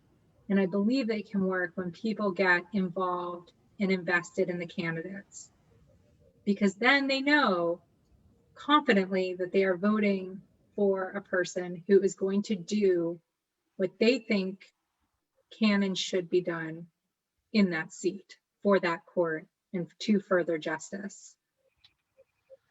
Let me ask you about one other thing that's uncomfortable. I know that you need to leave before 7. I will try to get you out before that so you can take a deep breath, swallow some tea, look in the mirror and go, holy crap, I can't believe you asked me that. Give you a chance to read. Great. Give you a I'm chance. sorry, is it 7? Wait, what? Did you say it was 7 already? give you a chance to regroup before what I assume is probably your next Zoom. Probably at 7. Correct. I'm correct. Awesome. This is supposed to be, again, a politics light, or ideally a non-political process. And I think you probably already know what I'm going to ask you. Then why did the Democratic Party make an endorsement in this race before petitions were even handed out, let alone at all? I know that you spoke out against this process. I spoke out against this process. I don't think, unless we had let me make a ridiculous example just for the sake of this discussion. Unless we had a Charlie Manson type candidate running for fill in the blank, the party should not be making endorsements, period, end of story. That's why we have primaries. If you don't want to have a primary, then get something I've been advocating for. And I know it sounds a bit like 1940s, 50s, Philadelphia, Tammany Hall, New York City, Chicago, backroom, fedora, cigar politics. But I do think there's a place for it. I really do, especially in a place like Pennsylvania that is so purple and so divided, where you and all the other candidates, or if it was me running for something, where we lay our cards on the table and say, I got this, I got support from here, I got money from here, I got this. Well, and then another candidate in the room says, well, you know what? I can't match that. And they drop back, and then it drops from 5 to 4. And then here's my cards again. Well, I don't know. I think, Jeff, you're out. Like, I don't think you can match his. Okay, well, then we drop, and then we try to avoid a primary that way. But if we're going to have a primary, then let's have a bloody primary. You were outspoken against this process. I don't think you were too darn happy with how it played out. I'm never happy with how it plays out because it stinks. And it always looks dirty. Always. Tell me what your thoughts are about how this played out or why we're doing this, especially in what's supposed to be a non-political campaign. Well, let me say this. I have been saying all along, I am not here to rewrite the rules. I'm here to try to play by them and follow them. And I do tend to agree with you that an endorsement pre-primary, kind of picking your pony, pre-petition is it does take the choice away from the voters. Now, there was actually no endorsement in my race. And I think that there was a little bit of surprise in certain sections that I did as well as I did in the endorsement process. I was the highest vote getter in the first round of the endorsement. And there was no endorsement in the end because nobody could reach that 66.6% threshold on the Superior Court ticket. What I will say, and I think that you make a very good point about when there's just a completely unqualified, completely, Charlie Manson style candidate. Yeah, I think that there is a space for the party to step in and say, whoa, this is a bad idea. And yeah, I mean, maybe if there's discussion and negotiations, I don't know, word is that may be how the Republicans do it. I know they're just running one candidate for the Superior Court, although they do seem to avoid a lot more primaries than we do on our. Although they have 3 for the Supreme Court, and so there's that. But yeah, well, if you want to get me started on the Supreme Court, you don't want to be here for that. I don't. Andrea doesn't want you here for that either. You want to talk about dirty and stinky? We'll get into that. I could do a 3-hour program on that. I had Judge Nichols on this program. I know. And I will say this. I was glad that my race went unendorsed. I was glad that it became an open primary. A true open. Right. That everyone that we can run and we can, again, hopefully, ideally, the strongest candidate with the strongest credentials will win. That though takes us to this other place of the money. It takes us back to the money because the money then becomes bigger. The party isn't playing, the party isn't helping. So pre-primary, it is all about the money the candidate, but not the candidate, raises to get name and face recognition. Because if I'm correct, and I'm just going to put the number out there, I think we have about 3.75 million Democratic voters in Pennsylvania. And right. So you aren't reaching them all. Right. And you aren't getting to them in that personal way of Jill Beck talking to, Joe Smith and explaining exactly why I'm a great candidate and why you should vote for me. And let me give you all my literature. And then I move on to the next person. And a yard sign, by the way. With a yard sign, right. The whole truly, package. I want the palm card. I want the pamphlet. I want the T-shirt. I want the button. I want the bumper sticker. It's yours. The yard sign. I want yours. The whole bloody thing. We are light on swag, but I will tell you. I want the hat. I want all of it. The whistle. Hey, whistles used to be a thing. I believe it. Thing. They did. But I think there's a place for them. I think though, again, from my race, from my standpoint, from where I was sitting, again, as the political outsider, as the candidate who was not supposed to win, I was glad to see it was an open primary. And I felt like that was a win for me. But I ask you these questions because, again, I happen to believe in the federal model. Look, the way the Senate is constructed currently, Governor Wolf, again, could nominate Christ himself, and this Senate wouldn't approve, period. He could nominate Gandhi, he could nominate Mother Teresa, you name it, St. Patrick. This Republican Senate wouldn't give their quote unquote advice and consent. They probably wouldn't even have a vote, which again, by the way, I happen to believe constitutionally is a form of advice and consent. We have decided we're not going to have hearings or have a vote. Okay, I consider that to be your advice. I'm going to install this judge. Just something President Obama should have puffed out his chest and actually done.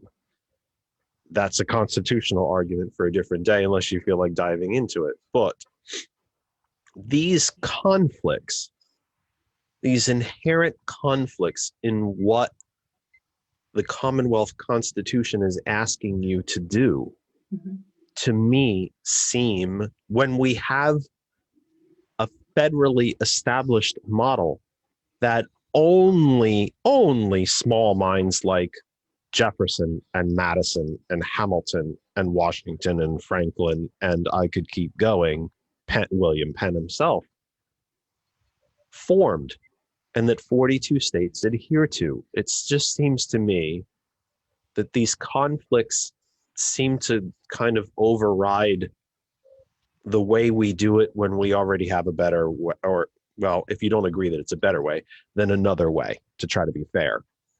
These conflicts seem so constricting and conflicting to you that the appointment process is there.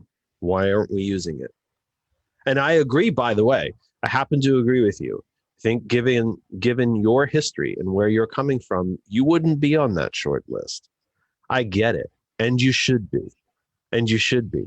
From your heart and your kindness alone. You didn't have to be here tonight. My goodness. When I messaged you in that first Zoom, you could have ignored me. It would have been damn simple to do it. I ignore people in Zoom chats all the time. It would have been damn simple to do it.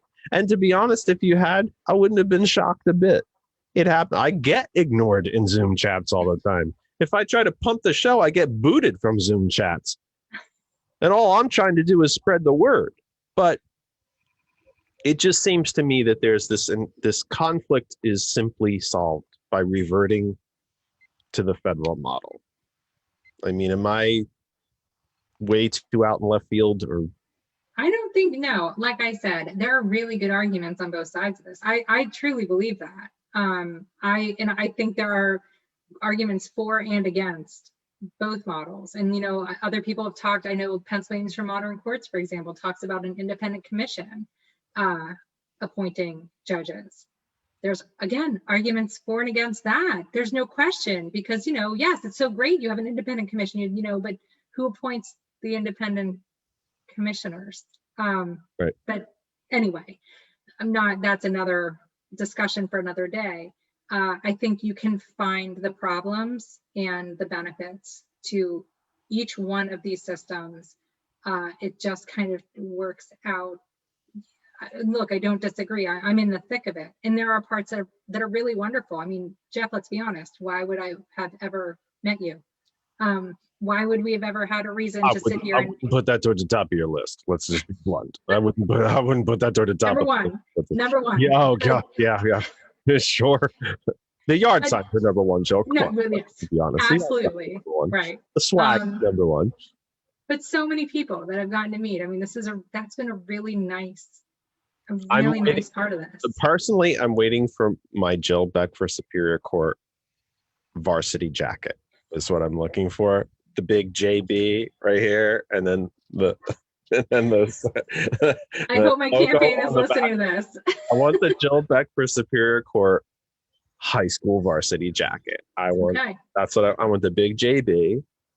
I want the logo on the back, like I, 21 on the arm. Got it. Right. Yeah. The comma, right. 21. I mean, come on. And then I don't think know. You're onto something. Like on the other sleeve, interviewer, something. I mean, something I did something.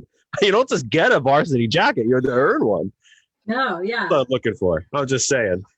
In the vast war chest that you have, I'm sure you got room. You have room to buy varsity jackets for staff. I'm sure. One last question I want to ask you before I throw the floor open to you, before I know you have to go. As a person who's been involved in the judiciary, how, regardless of your, again, if we try, it's a kind of impossible question to kind of take partisanship out of. How heartened were you?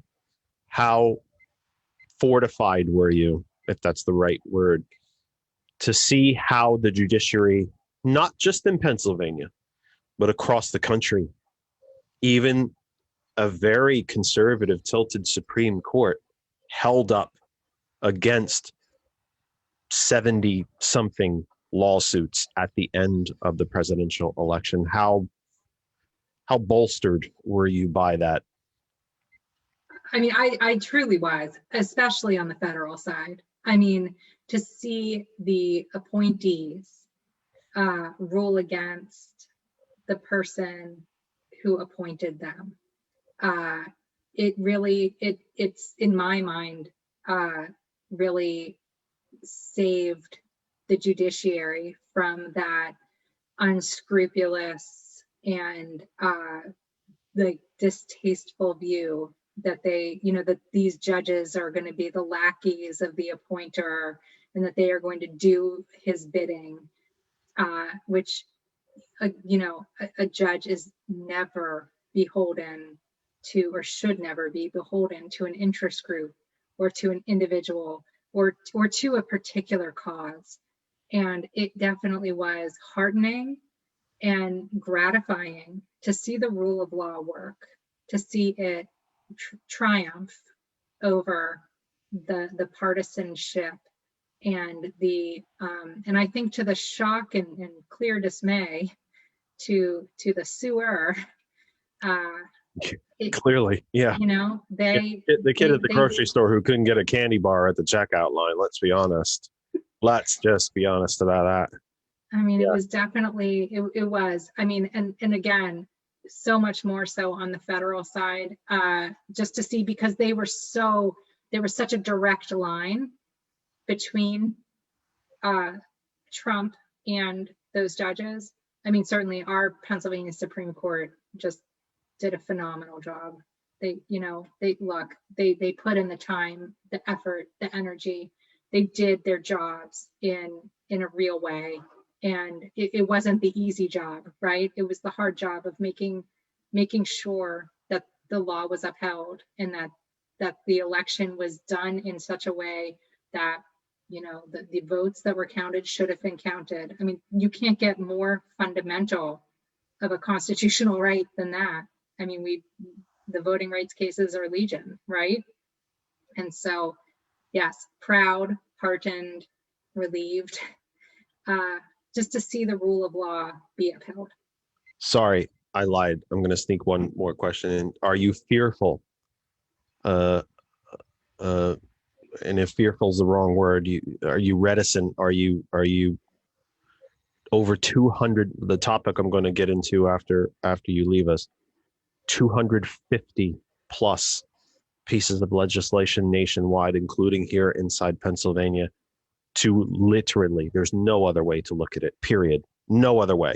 There's no other way. It doesn't matter how nonpartisan you are, to suppress the vote from a legal person, from a person who's worked in the judiciary.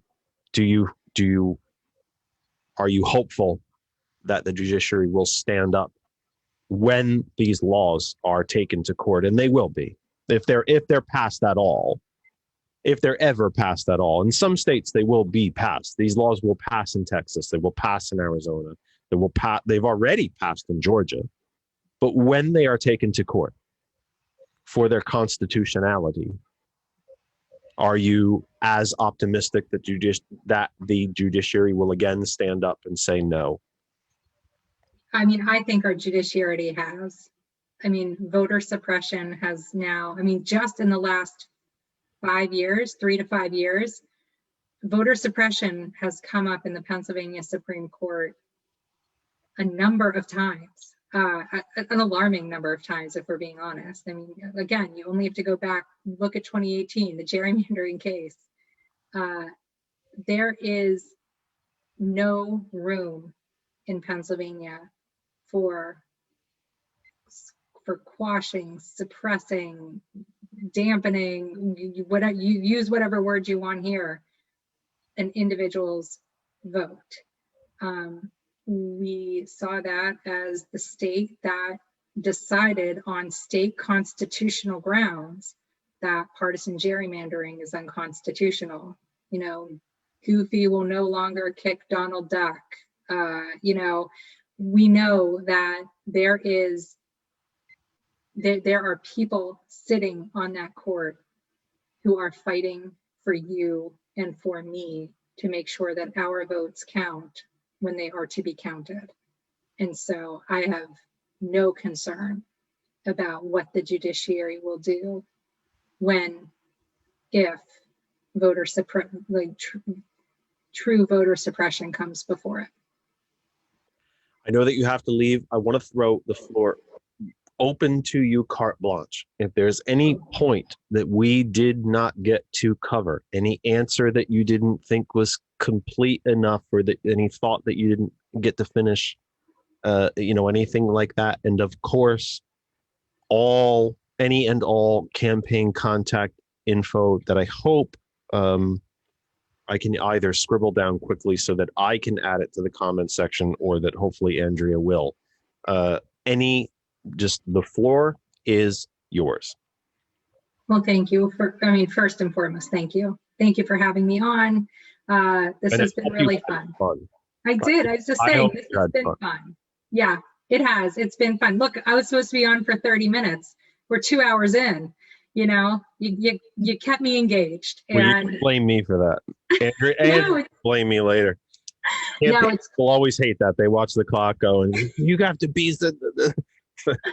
No, it's been great, and I've really enjoyed it. And look, it's another one. Whether people agree with you or not, I mean, you give a lot of room for discussion. I think that's great. And you and I, although we're mostly simpatico on issues, even on issues that we may not be, I think you've been nothing but respectful, and I appreciate that very much. Look, this is a judicial race for an intermediate appellate court. So many people think it's just not important because, they're not litigious, or they're not criminals, or they're not going through a custody dispute. But we need to care about who is sitting in each one of these courts, in every single one of these seats, because these cases do affect you and me and everyone. I mean, the Superior Court, as I think I said very early on, it's deciding issues of such extreme importance. Should someone go to prison? Should someone have custody of his or her children?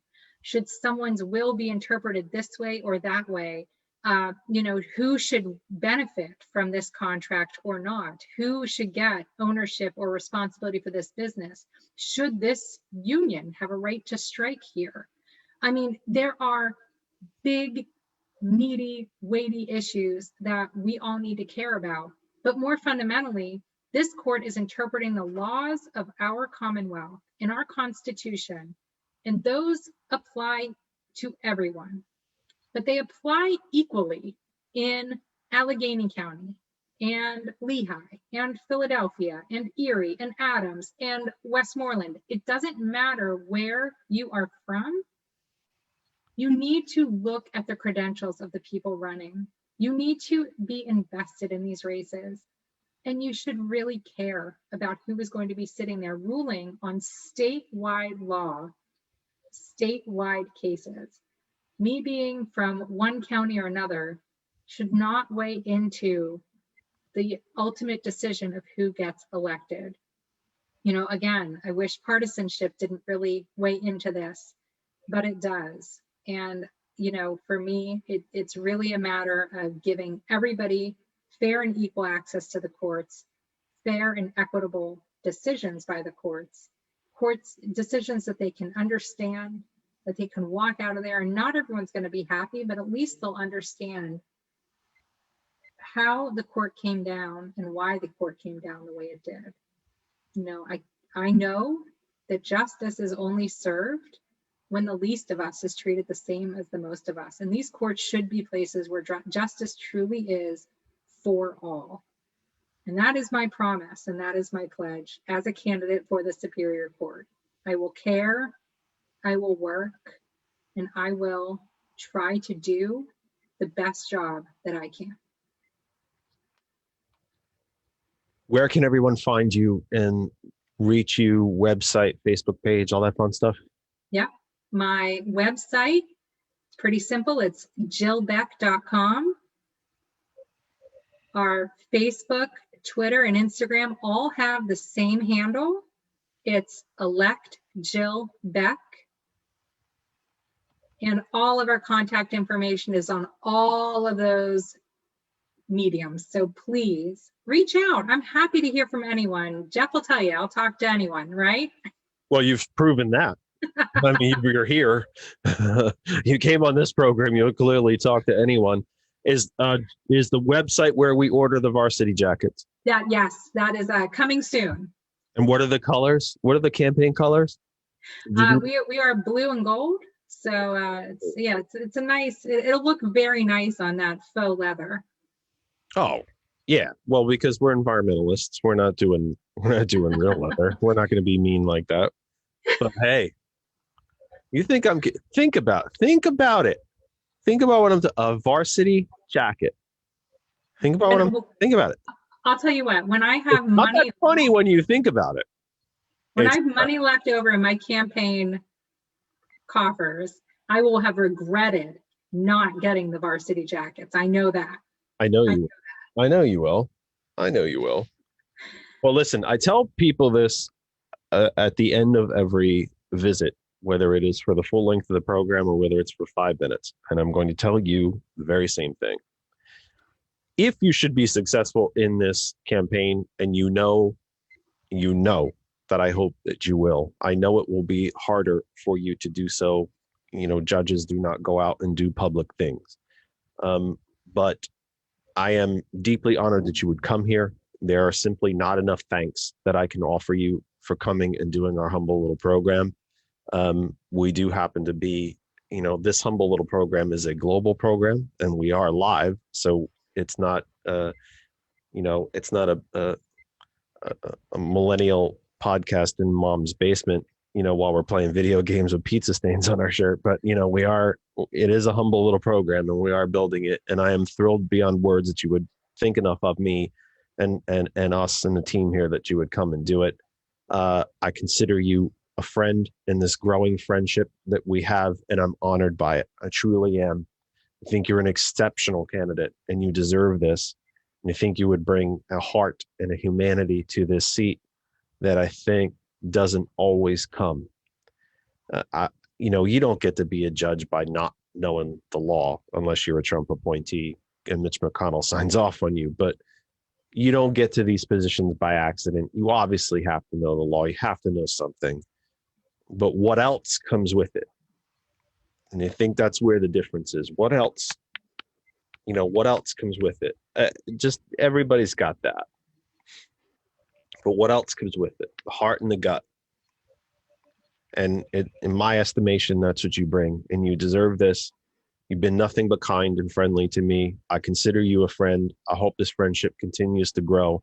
Obviously, if you're successful, there's rules even about how we get to interact, and I'll be sad for that, but happy for you. And if for some reason that doesn't happen, you are in the family now, as I like to say, as a member and a guest of this program, and we will call on you again. And this door to you at this program will always be open. You're a member of the Kennedy Effect family now. I hope that you will come back and see us again. I will. Thank you, Jeff. Thank you to everyone there, and be safe, be well, and be kind. I'll talk to you soon. You stay safe, take a breather, and go get them at 7:00, and I will see you again soon. Sounds good. Bye, Jeff. Thanks. Bye, everyone. That is Jill Beck. She is a truly superior candidate for a superior court. I don't say that lightly. And she is my friend, and I'm very honored by it. I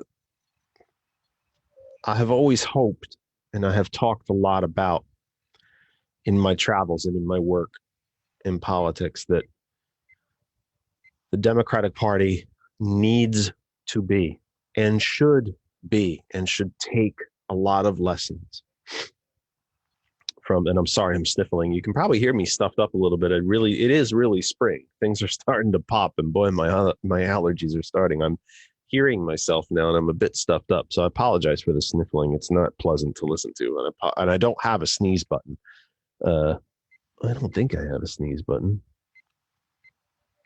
It's funny. I'm looking at my soundboard to see if I have a sneeze button, but I don't. That's interesting. I need to get a sneeze button. For those of a little inside radio business, if you don't know what a sneeze button is, a big red button that you can, if you're going to sneeze or something, you hold it and it cuts your mic off, and you let go of it and it puts it right back on again. I don't have that. Anyway,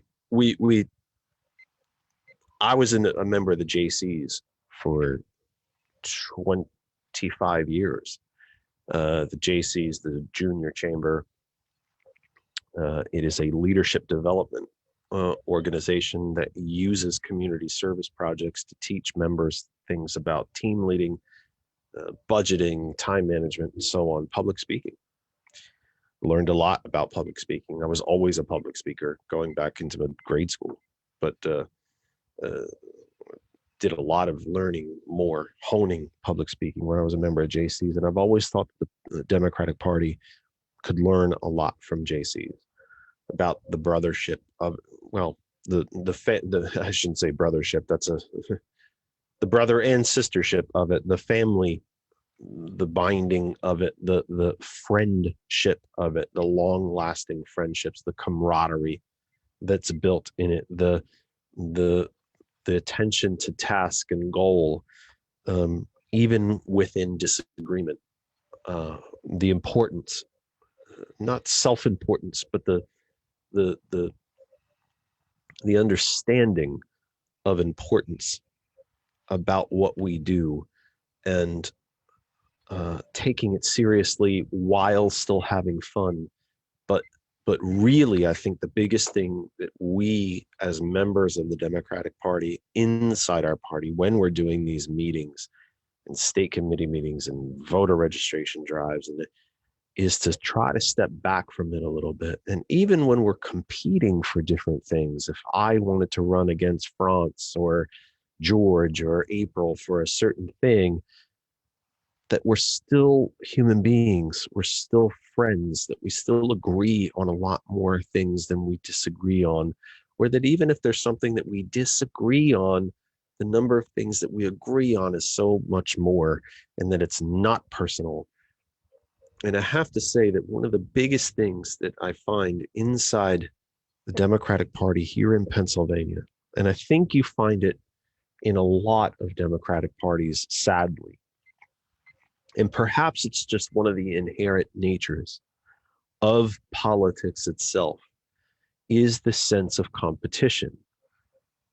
The sense that my success has to come as a result of someone else's failure. And that just isn't true. When I moved back to the Lehigh Valley, I've told this story. I'm not sure if I've really gotten into it too much on the air. And if I have, I know I repeat myself a lot on the air. But when I moved back to the Lehigh Valley, I mean, it took a long time to develop relationships and friendships and trust inside the party. Everyone is skeptical. Everyone is skeptical. You know, and a bit of skepticism can be protective. It can be necessary. You don't know who's there to sabotage you. You don't know who's there to find out your strategies and plans and, you know, budgets and so on, and take them back to the party opposite, or you know, a competing campaign who could benefit from such information, or so on, but or how you're going to message a certain policy or whatever. It could be a thing. So, but regardless of how much work I did to prove that I was none of those things, the amount of skepticism, and I still get a lot of skepticism, still. And I think it's because of that overriding fear, or that overriding sense that too many people hold, that if I'm gaining something, someone else must be losing it. And it's a sense that has pervaded too much of our overall society. And it leads me into the topic that I will spend the remainder of the program talking about. It's a sense and a theme that Republicans have given us, that if you are white and poor, or white working poor, or white working middle class, if those brown folks get anything, if they succeed in any way, it's at your expense. When in fact, it's not true in any way. It just isn't true. The folks who have gained wealth, especially in this Reagan era, and in really any a myriad of different eras when you look back through history, the Gilded Age, the age of the trusts, the Andrew Jackson era in the 1800s, the rich have always gained on the backs of everyone else. It's not that brown person, or that Asian person, or that immigrant, or that poorer person that's going to benefit on the back of the middle class. It's the rich. But the Republican Corporation has done such a brilliant job of convincing too many, way too many of our sisters and brothers in the working class, the working poor, or what's left of the working middle class, that no, it's poor people that are gaining on your work. And there's simply no scientific, statistical data that proves any of that. In fact, all of the economic data shows that it's the rich that get richer off the backs of the working class and the working poor and the poor.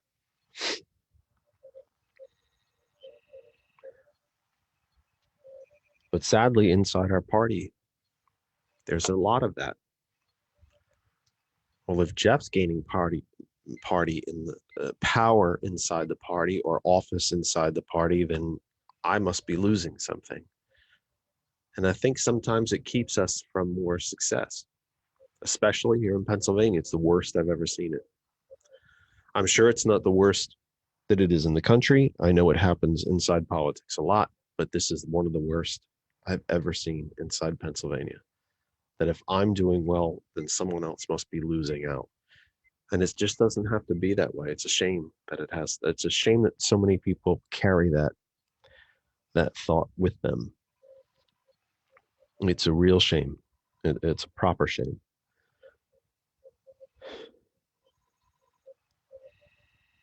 So let's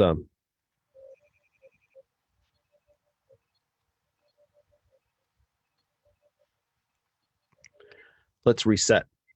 Excuse me, zoned out there. 7:04 Eastern Daylight Time. You've had a whole week. I'm sure you've caught up to that by now. Eastern Daylight Savings Time. 7:04 here in the Commonwealth of Pennsylvania. Saucon Valley, part of the Lehigh Valley, my humble second bedroom homemade studio. This is the Kennedy Effect for the 21st of January. January? What am I doing? What is happening to my brain tonight? Wow, sorry. 21st of March. I don't know why I was even thinking about, where did that even come from? I'm all over the place. I apologize. Just one of those nights. What can I tell you? It's one of those nights. 21st of March, 2021, first day of spring. We appreciate everyone who's here. Every single one of you. We appreciate you very, very much.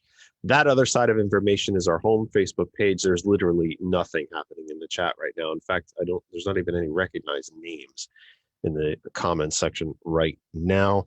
But you can come there if you're watching anywhere on Facebook. That other side of information. Hot101.net, Global Internet Radio, one of the originators of Global Internet Radio, and we are very proud to be part of the Hot101.net family. Wherever around the globe you are listening, and if you don't know how to listen to Hot101.net, it's the main website at Hot101.net, the Apple app, the Google Play Store for an Android app, and the TuneIn Radio app. The phone line is open, 267-227-9189, 267-227-9189. The phone number is on your screen. The Google Voice is active. I have it there that I will see you ring in, even if I should not hear it for some reason. I will see it. 267-227-9189, 267-227-9189, 267-227-9189, 267-227-9189. I hope you will go to jillbeck.com. In fact, I should put that in the comments section. I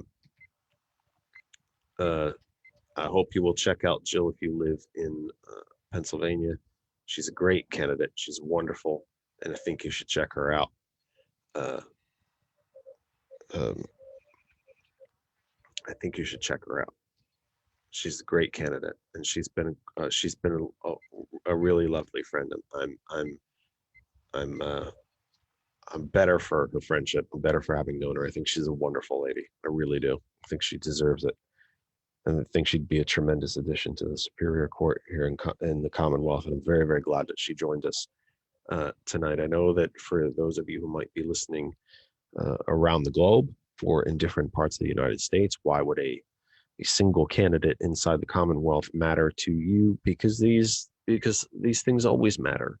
There's always something that you can take away from it about how elections matter, about the more inside bits of politics and how it works and how these things affect you, and why you do things in your state the way you do them and how they are different here, and are you glad you do them in your state the way you do them instead of the way we do them here, or do you think you should do them there the way we do them here? And it's about awareness of elections and what people go through to be elected to office and why they care so much and how it's important to pick the right person because they care so much. And there's a lot you can take away from hearing from someone from one specific corner of the world that might not be your corner of the world. But let's get back. Let's get into what on top of the video. You'll see there is a description for the program, which I've only started doing recently because I'm not sure I knew how to do them right, or I didn't know where to put it. And I think it kind of started coming up in different places. I was putting them in the wrong place when I was posting to Facebook, but I seem to have finally gotten it correct. Every now and then I get things correct. You will see judicial candidate Jill Beck. Our other topic, though, is what is left of the former political party known as the Republicans. Before I get to that, I want to highlight something that is happening, I believe, scrolling.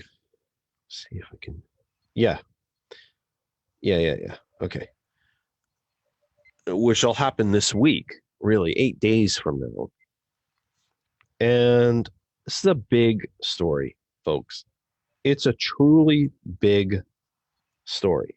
Really, really big. And let me see if it's where I want to. Let me see if it's where I am hoping it is. Yeah, there it is. Okay. Currently happening right now in Alabama. Hopefully you've been watching this. This is a really big story because I know that you get told this a lot. You get told that every election is the most important election of our time. Transcendental election, transcendent election. Just a existential threats and everything. Probably too many things in our world today are given you as in apocalyptic type terminology. But really, and very, very seriously, there is a story happening in Alabama. If you have not been paying attention, you should. That quite literally, with no hyperbole, could change the course of the economy of this nation for decades, at a minimum, to come. Decades. And what that is this. There is an Amazon warehouse facility, fulfillment center, I believe, in Alabama. And the workers there are actually having an election to decide if they will form a union. Now, Amazon everywhere has done everything, legal and illegal, to stop their workers from unionizing. But this facility finally got to the step. They actually made it past all of these tactics, legal and illegal. They got to a vote. And that vote, I believe, is currently happening because they are allowed to vote by mail. And they're having that vote currently. Those votes need to be in, they need to be received via mail by the 29th of March, 8 days from now. The 29th would be Monday, not tomorrow, Monday, but a week from tomorrow. Yes, but a week from tomorrow. Right. Yes. A week. Yes. A week from tomorrow. They're actually having a vote to unionize an Amazon facility. If this should happen, this will change. Literally, I'm not kidding you. This could very well change the nature of the entire American economy. And you might think to yourself, well, how? That sounds a bit dramatic. It is. It's a big, bloody story. It's a damn big story. Why is this such a big deal? All companies fight unions. Unions just want money. Union officers make a bunch of money, they don't work. They contribute all their money to Democrats. Yes. Yes. That happens. But certainly not the same money that corporations like Amazon contribute to Republicans. But this is not about whataboutism.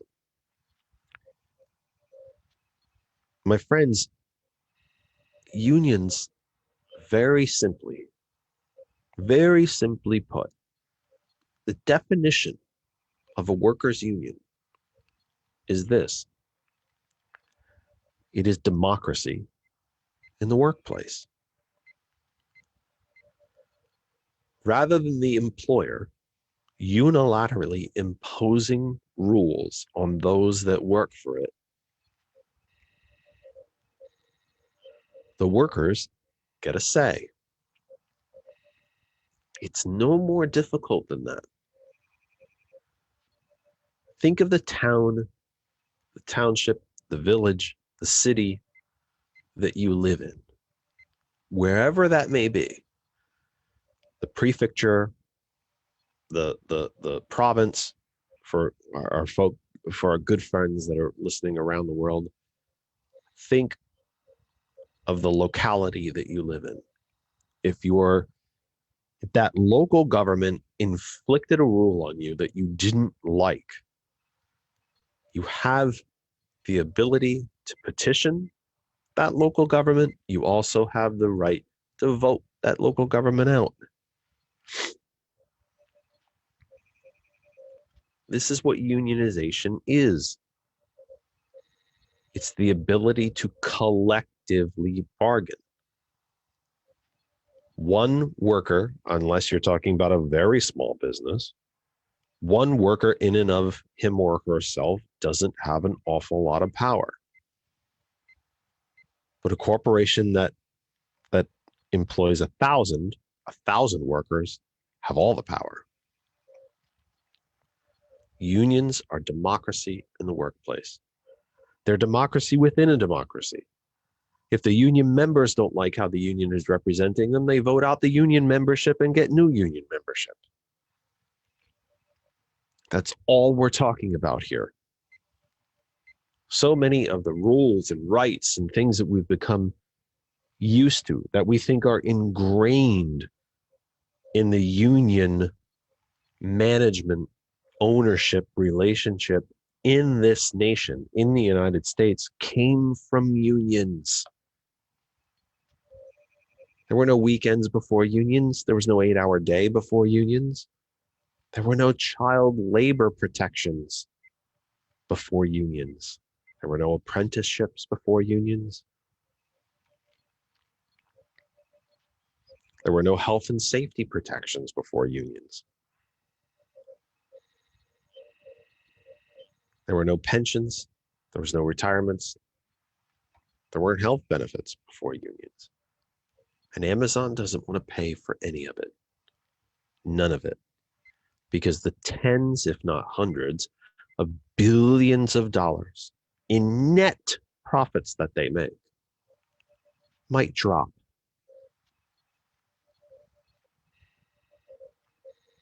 My friends, if a unionized Amazon, Jeff Bezos is worth over $200 billion. Depending on the day and the movements of the market, he trades places with Elon Musk as the richest person on the planet. He's wealthier than 2/3 of the nations on Earth.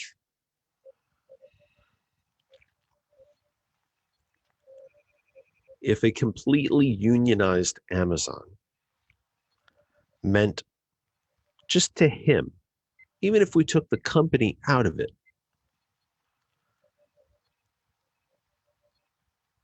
if it meant to him that his personal wealth went from 200 billion to 150 billion, let's just say it cost Jeff Bezos personally $50 billion, he'd still have 150 billion left. I think he'd be okay. Just so his workers would have the right to collectively bargain and would have democracy, small d democracy, in the workplace.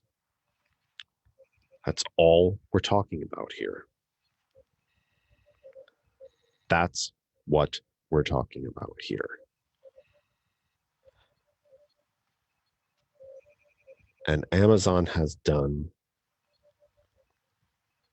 nearly everything, legal and illegal, to make sure that that doesn't happen. Now, the net profit for Amazon that was reported in 2020 was, doing a quick search here, $21.33 billion. That was doubled from 2019, largely because of the pandemic. When we had to and were asked to stay at home, and we ordered everything from Amazon. I did it too. It's the only way I could get some things because grocery stores were sold out. I did it too. I'm guilty. I did it. But let's say, again, to carry on the analogy, let's say unionizing Amazon cost them $10 billion. The net profits would still be the same 2019 level of $11 billion. I think the company will survive. Let me read to you a bit from the article, if I may. This is from The Guardian from about, it says 3 p.m. Sunday, but I have to be honest with you, I don't know if that was Greenwich Mean Time or 3 p.m. Eastern Time, regardless. Headline, Amazon warehouse workers in Alabama make the final push toward unionizing. The effort has received several high-profile endorsements, including from President Joe Biden and other labor unions. This article is written by Michael Sanato, and I'm probably pronouncing that incorrectly, Sainato. Forgive me, Mr. Sanato, if I'm pronouncing your name incorrectly. I mean no harm. Organizers and workers are making the final push in the first Amazon warehouse union election in the United States in Bessemer, Alabama, which, if successful, would mark one of the biggest labor victories in the U.S. over the past several decades. Why would that be one of the biggest victories? Let me remind you.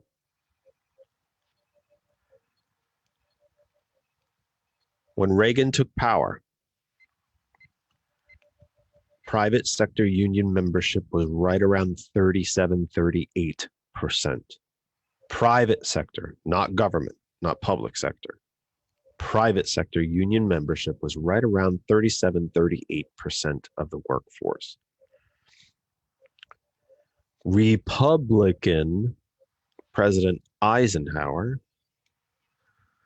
in 1952 ran on a re-election platform of expanding union membership.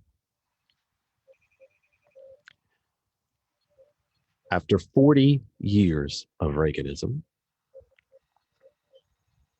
actually, let me back up. One of President Reagan's first actions after taking office was to attack, disband, and destroy the Air Traffic Controllers Union, a union that, by the way, he lobbied with and for their presidential endorsement, and they gave it to him.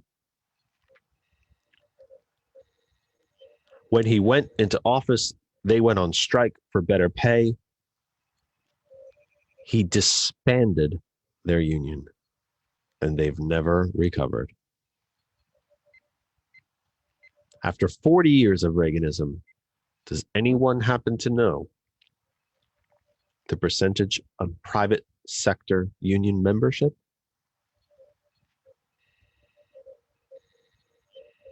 It is now less than 6%.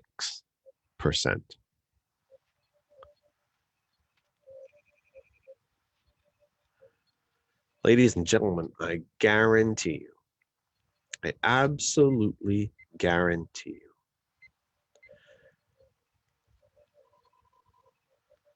if private sector union membership was still at 38%, we would not be fighting for a $15 minimum wage. We'd be fighting for a $30 minimum wage.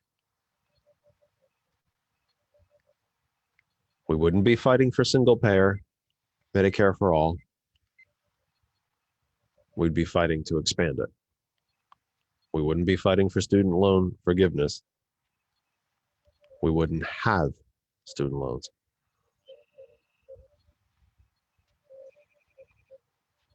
The systematic and intentional destruction of unions by Republicans from the onset of Reaganism is what has led to the massive, massive, massive wealth inequality that we have in this country. Worse wealth inequality than we had before the Republican Great Depression of 1929 into the 30s and into World War II. the first Republican Great Depression. We are in the second. Unless you're rich, then you're okay. Because that's all the party, the former party, now a corporation, cares about. Let me continue to read, if I may.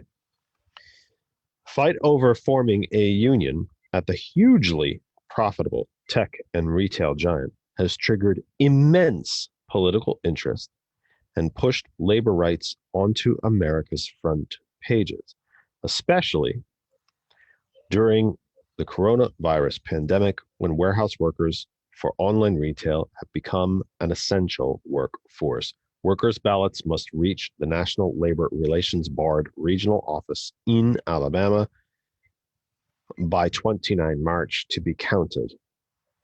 A majority of the ballots cast determine the outcome of the election, with around 5,800 employees eligible to vote. Ballots originally went out on 8 February, so they've had an awful long time, 6 weeks to vote. The union effort has received several high-profile endorsements, including a video released by President Biden asserting his support for workers' right to organize unions, endorsements from several members of Congress, including Senator Bernie Sanders, and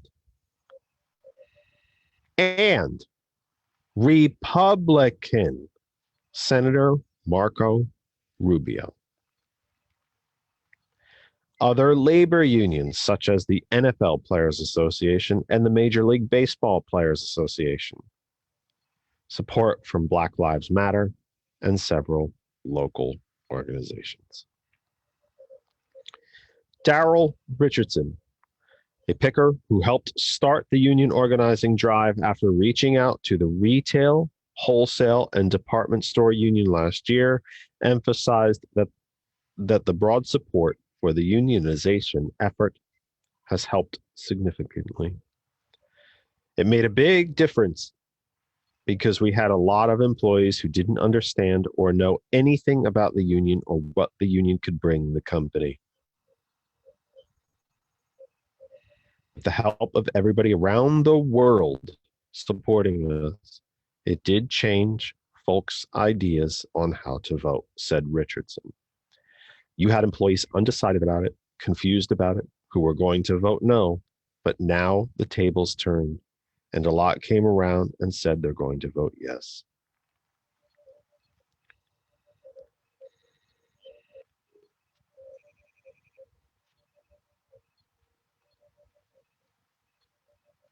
The unionization effort in Alabama has amplified, he tried to say, broader discussion on Amazon's role in the growing wealth and income inequality in the U.S. and racial justice issues that have been further exposed during the pandemic. Union organizers estimate 85% of workers at the Alabama warehouse are Black.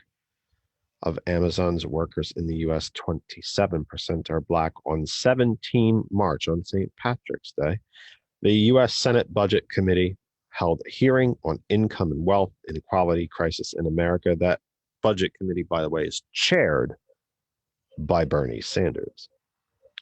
Where Jennifer Bates, a Bessemer, at this committee, Jennifer Bates, a Bessemer Amazon warehouse worker, noted during her testimony, "We, the workers, made the billions for Amazon. I often say we are the billionaires. We just don't get to spend it." She is correct. She is correct. And oh, by the way, Mr. Bezos didn't even go to that hearing. He didn't do his workers the decency of sitting with them and testifying during this hearing. Amazon's profits increased $9.4 billion from 2019. Bezos saw his net worth increase by nearly, I hope you're sitting down, $68 billion. The report noted that Amazon could have quintupled the hazard pay it provided workers during the pandemic and still exceeded 2019 profits. If this unionizing effort, let me get to this part too before I get to where Amazon is spending nearly $10,000 a day plus expenses on anti-union consultants for this election as workers faced regular captive audience meetings encouraging workers to vote against the union, have been inundated with anti-union text messages, ads, flyers, posters, and an anti-union website was launched. More recently during the election, a United States Post Office mailbox was installed at the warehouse. Instructions were sent to workers on how to cast ballots in opposition to the union.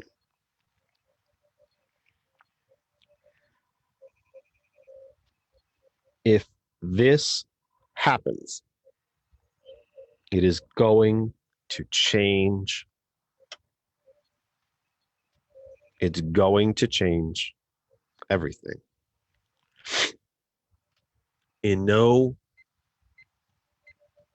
It's not hyperbole.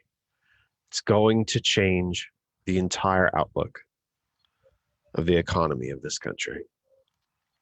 Watch this space.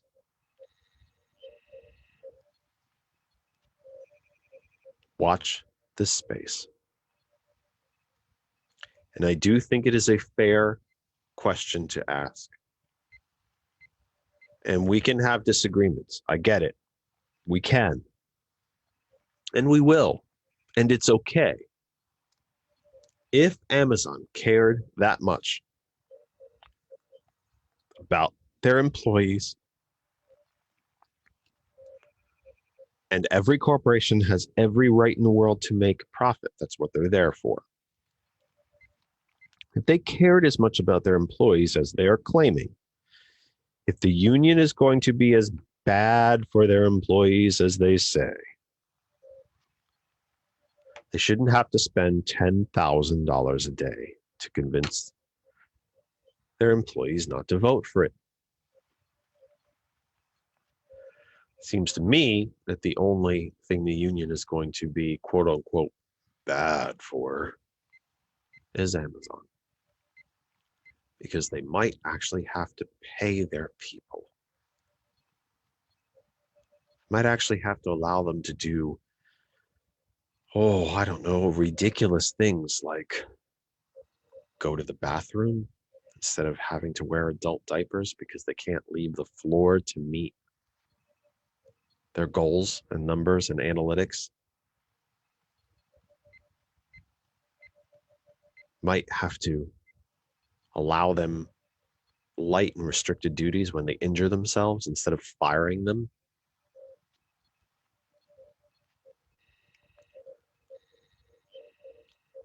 If their workers can't get vaccinated quickly enough, they might have to provide them masks.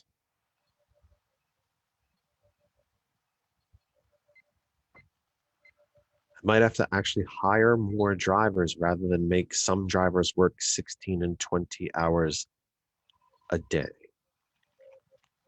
and fire them if they should happen to bring a package back to the warehouse. Now look, Amazon, I use it. Again, I try not to, but I do use it. Sometimes it's just the simplest, quickest, easiest, and sometimes only place to find some of the things I'm looking for. Certain vitamins or computer parts.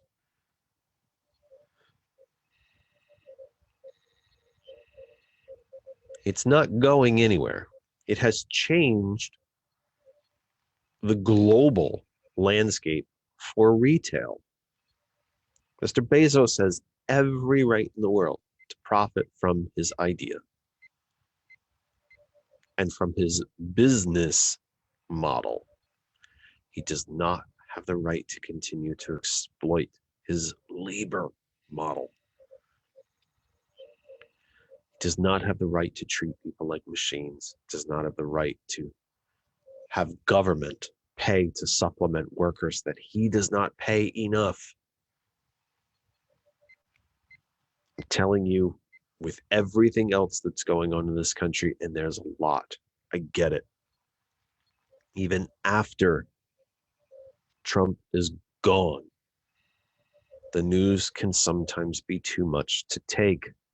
But this story is a big one, and you need to pay attention to it.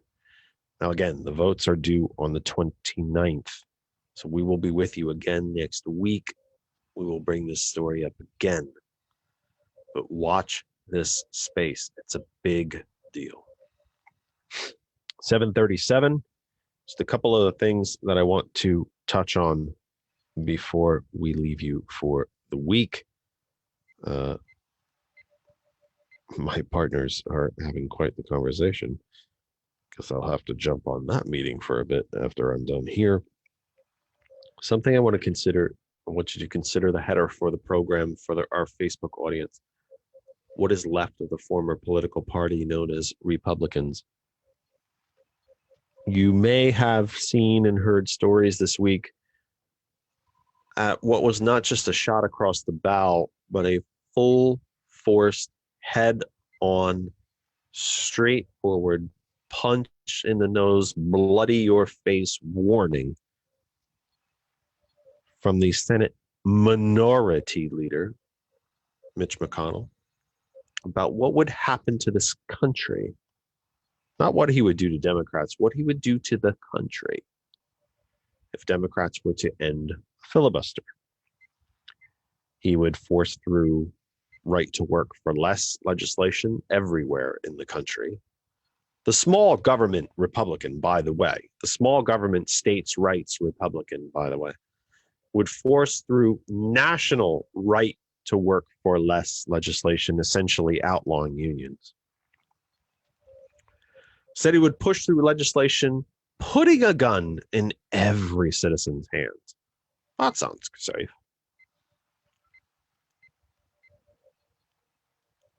That sounds like a plan.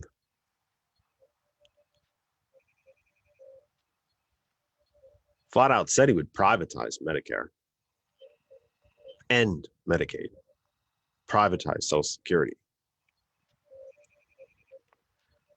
His warning speech to the Democratic caucus in the Senate about what he would do to the country should Democrats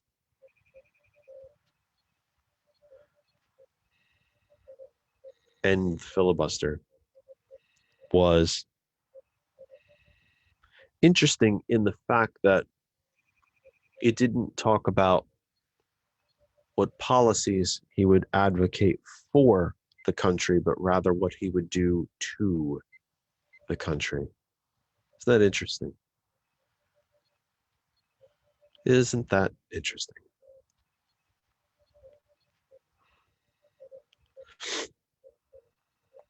Flat out saying that when we regain a majority, if you end the filibuster, we're not going to expand Medicare. We're not going to finally unveil a Republican alternative to the Affordable Care Act. We're not going to finally do things to bring back manufacturing to this country or repatriate the trillions of dollars that is being offshored by the rich so they don't have to pay tax. We're not going to do any of that. We're going to destroy unions. We're going to destroy public education. We're going to put more guns on the streets.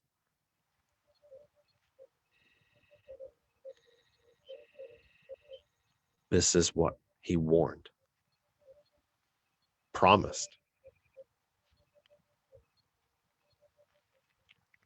This week, 172 members of the House of Representatives voted, all Republican, voted against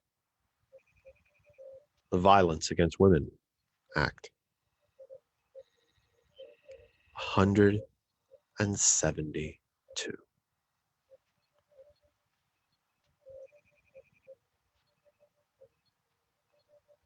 Does that mean they're for violence against women? They don't have a problem with it?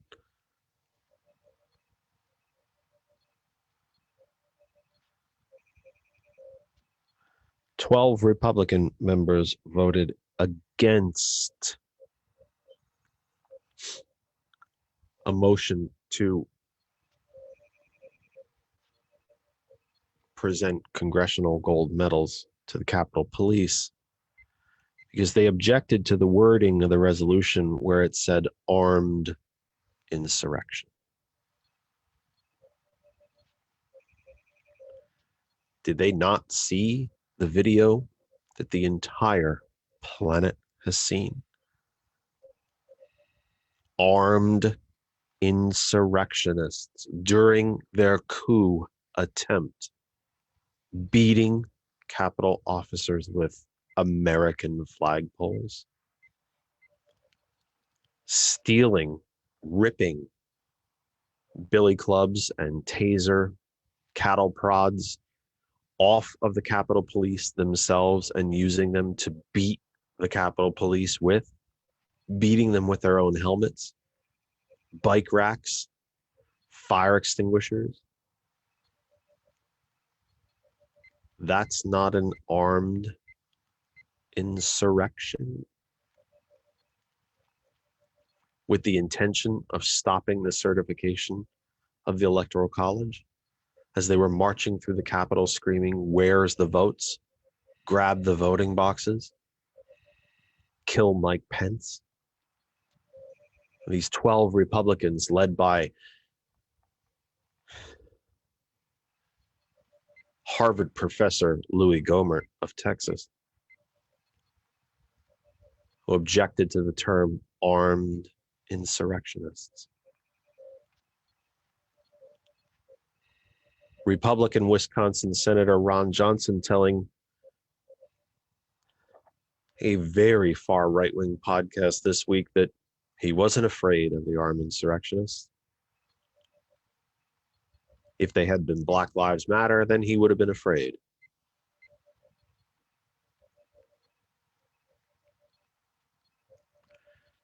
$250 plus pieces of legislation proposed by Republican legislators in 42 different states, meant to do everything to suppress the vote and return voting to where it began in this country: middle-aged white men. The only constituency that Republicans believe should be voting. Middle-aged white men.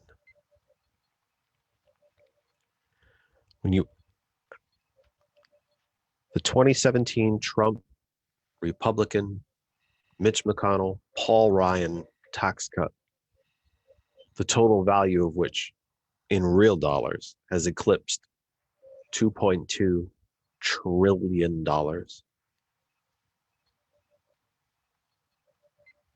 The national total of student debt is about $1.7 trillion. But we can't wipe out student debt. We can't afford it.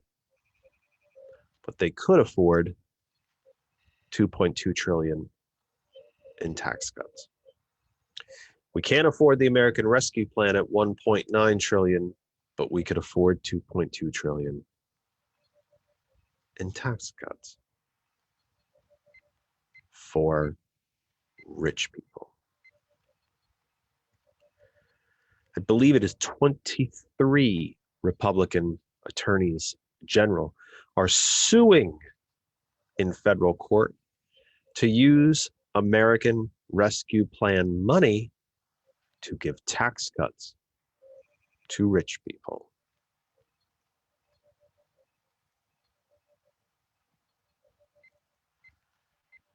My friends, when you are presented with all of this evidence, I have to ask you, what is republicanism? What is it? What is left of the former party known as the Republican Party? My answer would be nothing.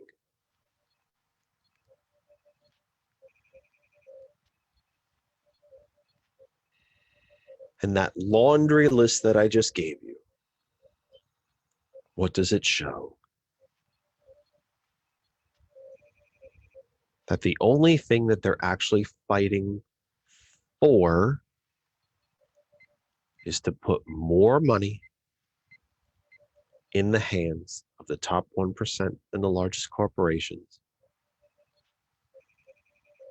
and to keep any money from coming from that top 1% and the largest corporations, while fighting against everything else. No plan, no leadership, no platform, no leaders, no guidance, no governing. It has become a corporation. The workers of the corporation, party officials, party elected officials, working day and night to deliver as much money as humanly possible to the people that own them, the rich and the top 1%, and the biggest corporations. The Republicans have become and are a corporation, is a party of hate and grievance and gesture.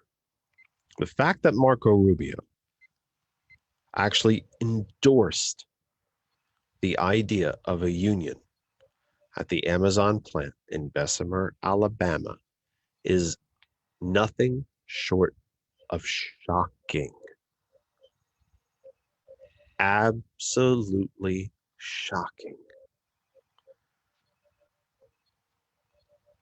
I suspect the only reason he did it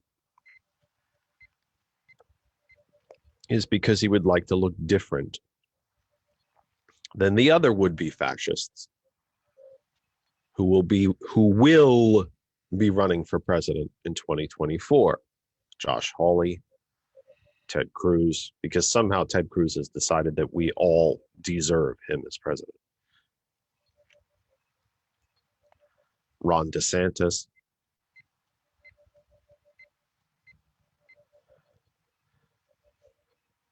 I suspect that Marco Rubio, like Ted Cruz, by the way, when Marco Rubio runs in 2024, this will be his third run.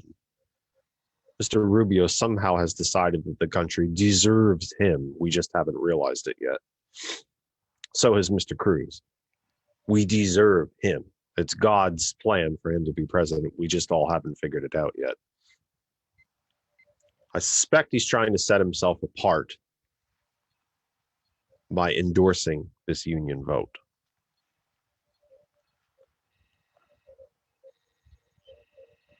But look, these would-be fascist authoritarian, he tried to say. Oh, I really twisted my tongue tonight, folks. I'm really glad you hung in there with me. I'm not sure why I'm having such problems. These would-be authoritarians are just evidence of what used to be the Republican Party. This is all they've got. It's all they got. It's all they got. 267-227-9189, 267-227-9189. We are approaching the end of the program. Let me just let you know a good piece of news. Let me give you the schedule, actually. We will be with you next week, the 28th of March, and then we will not be with you the following week, the 4th of April. That is Easter Sunday. Let us be the first to wish you a peaceful Easter Sunday. A very peaceful Easter Sunday. Again, it's 2 weeks away. We will be here on the 28th of March. That's 7 days from now. We will not be with you 14 days from now on Easter Sunday. We wish you a peaceful Easter Sunday. Please keep in mind what the CDC and Dr. Fauci have advised. If you have members of your family that have been vaccinated, then get together. Enjoy Easter in small groups. Groups of people who have been fully vaccinated apparently can pretty much be all together and normal. The normal we remember from 2019. Mixed groups of people, vaccinated and non-vaccinated, need to pretty much stick to the current guidelines of small groups, distant, masked. And there really should not be groups of non-vaccinated people. I ask you to keep that in mind, to keep us all safe. Folks, we're close. We're close. But there's already a third, fourth wave in some of these countries in Europe. There are cases in Australia and New Zealand, 2 places where this virus is being eradicated more than once. But it kind of just keeps popping up.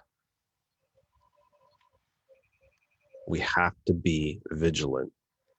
I am more sick of wearing a mask than I can explain to you. I'm sick of it too. But we're close, folks. We're close.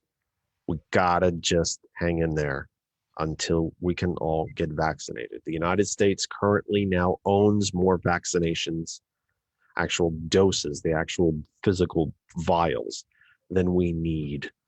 We just need to get it out. Stay tough, folks. We're almost there. But up until that point, when we are all vaccinated, we gotta stay tough. And let me end on a good note. The Kennedy Effect this week, and she is in the comments section right now, we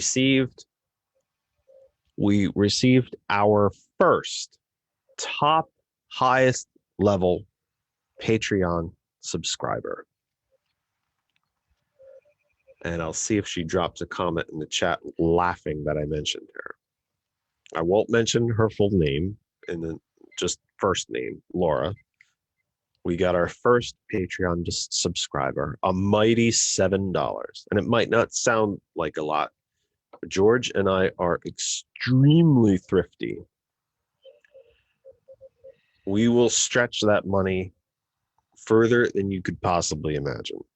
And that money, as promised, go back into the program, stabilizing the internet connection for one, because I had internet problems at the beginning of the program, and I appreciate you guys hanging in there with me. I need to get the internet connection stabilized. Not sure what's going on with the internet. I need to work on that. That said, please go to patreon.com/that other side of information. We try to label everything the same. Patreon.com, Patreon. Patreon.com/that other side of information. Check us out. The subscriptions are dirt cheap, but it means a lot to us.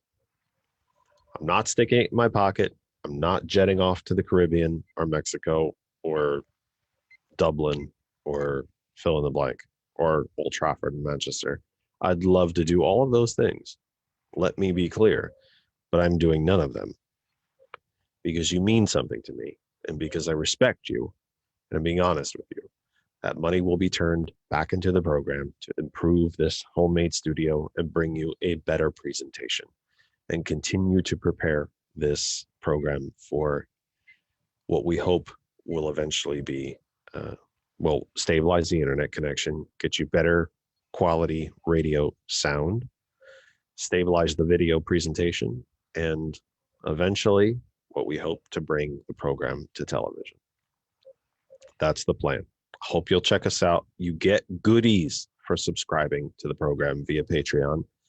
You get private content. You get private one-on-ones. Well, not one-on-one because George, April might be there too, but with our staff, as such as it is, it's pretty much just four of us really.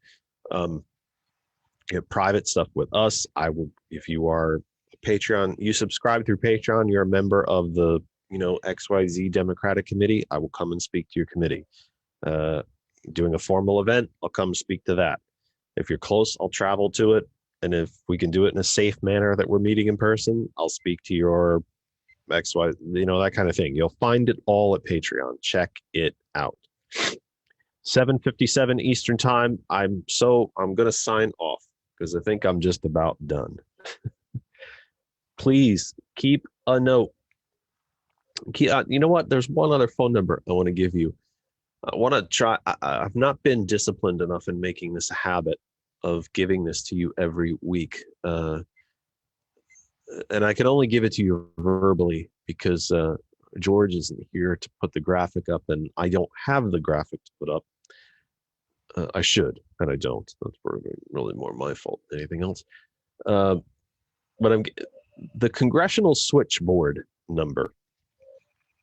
Now, I think I brought this up at the end of the program last week, and I want to try to make a habit of it. And I'm glad I remembered. The congressional switchboard is a number where you call Congress. You literally call the Capitol building, and an operator will pick up. And look, be nice to the operators. They're employees. They're trying to make a living and pay the bills just like you and me. There's no need or reason to scream at them. And you're going to ask them for your representative in the House or your senators in the Senate. And if you don't know who your representative is, they will, as I understand it, they will ask you for your zip code and they will put you through. They'll tell you who your representative is and then put you through to your representative. And then in that office, you will get someone who is generally from a section of the office called Constituent Services. And you can tell them, look, I think my representative should be voting for Medicare for all, should be voting for a $15 minimum wage, should be voting to support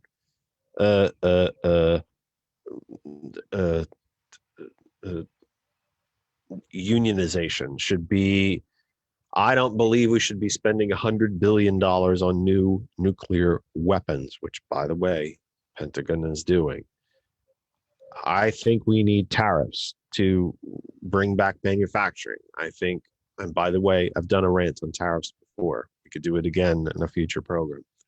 I think the rich should pay taxes. I think whatever it might be, you give them a short 15 to 30 second bite in a polite, calm manner, and those messages will make it to your representatives. They will.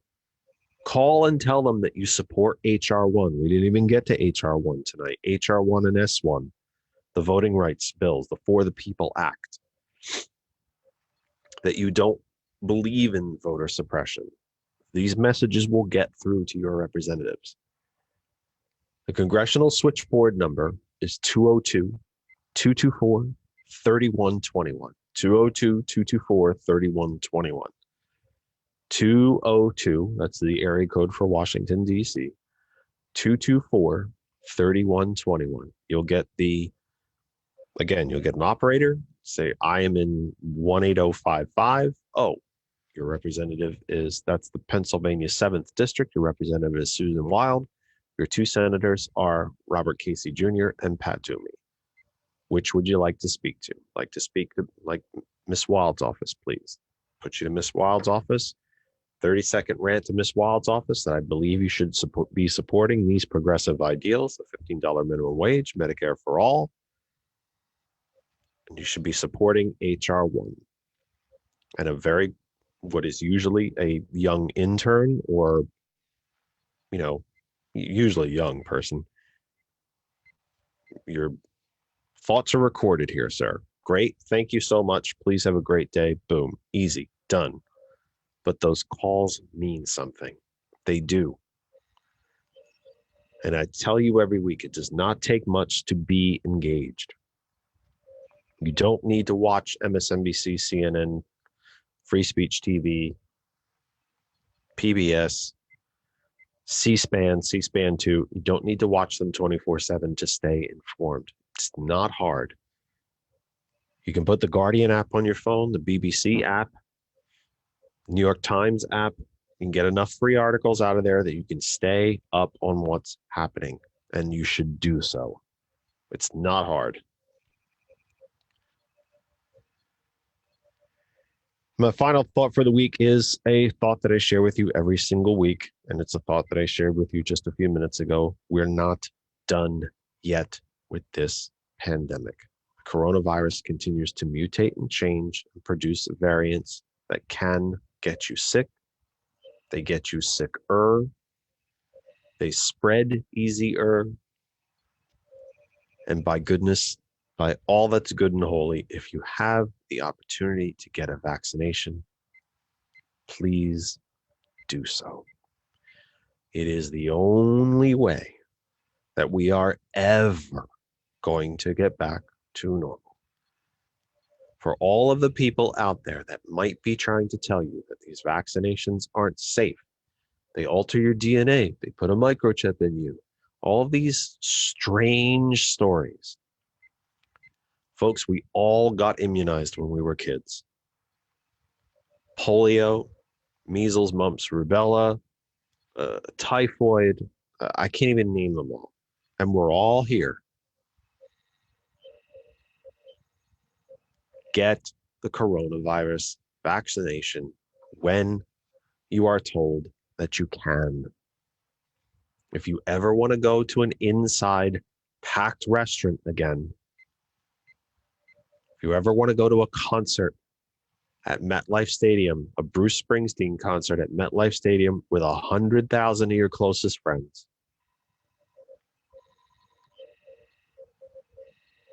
if you're someone like me, and you ever want to go to Red Bull Arena with 25,000 of your closest friends, is it 25,000 Red Bull? I think it is.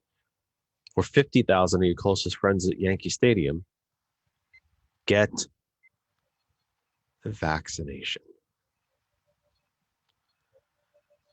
Please check on your senior neighbors as well. If they have not been vaccinated yet, the seniors are on the priority list, but if they have not been vaccinated yet, please continue to check on your senior neighbors. See if they need groceries. Do they need the grass cut as the weather gets warmer? Do they need the garbage and the recycling taken out to the curb to be picked up? Things like that. And finally, I'm glad that I'm remembering to say this every week. Let's have conversations with each other. Let's not have arguments.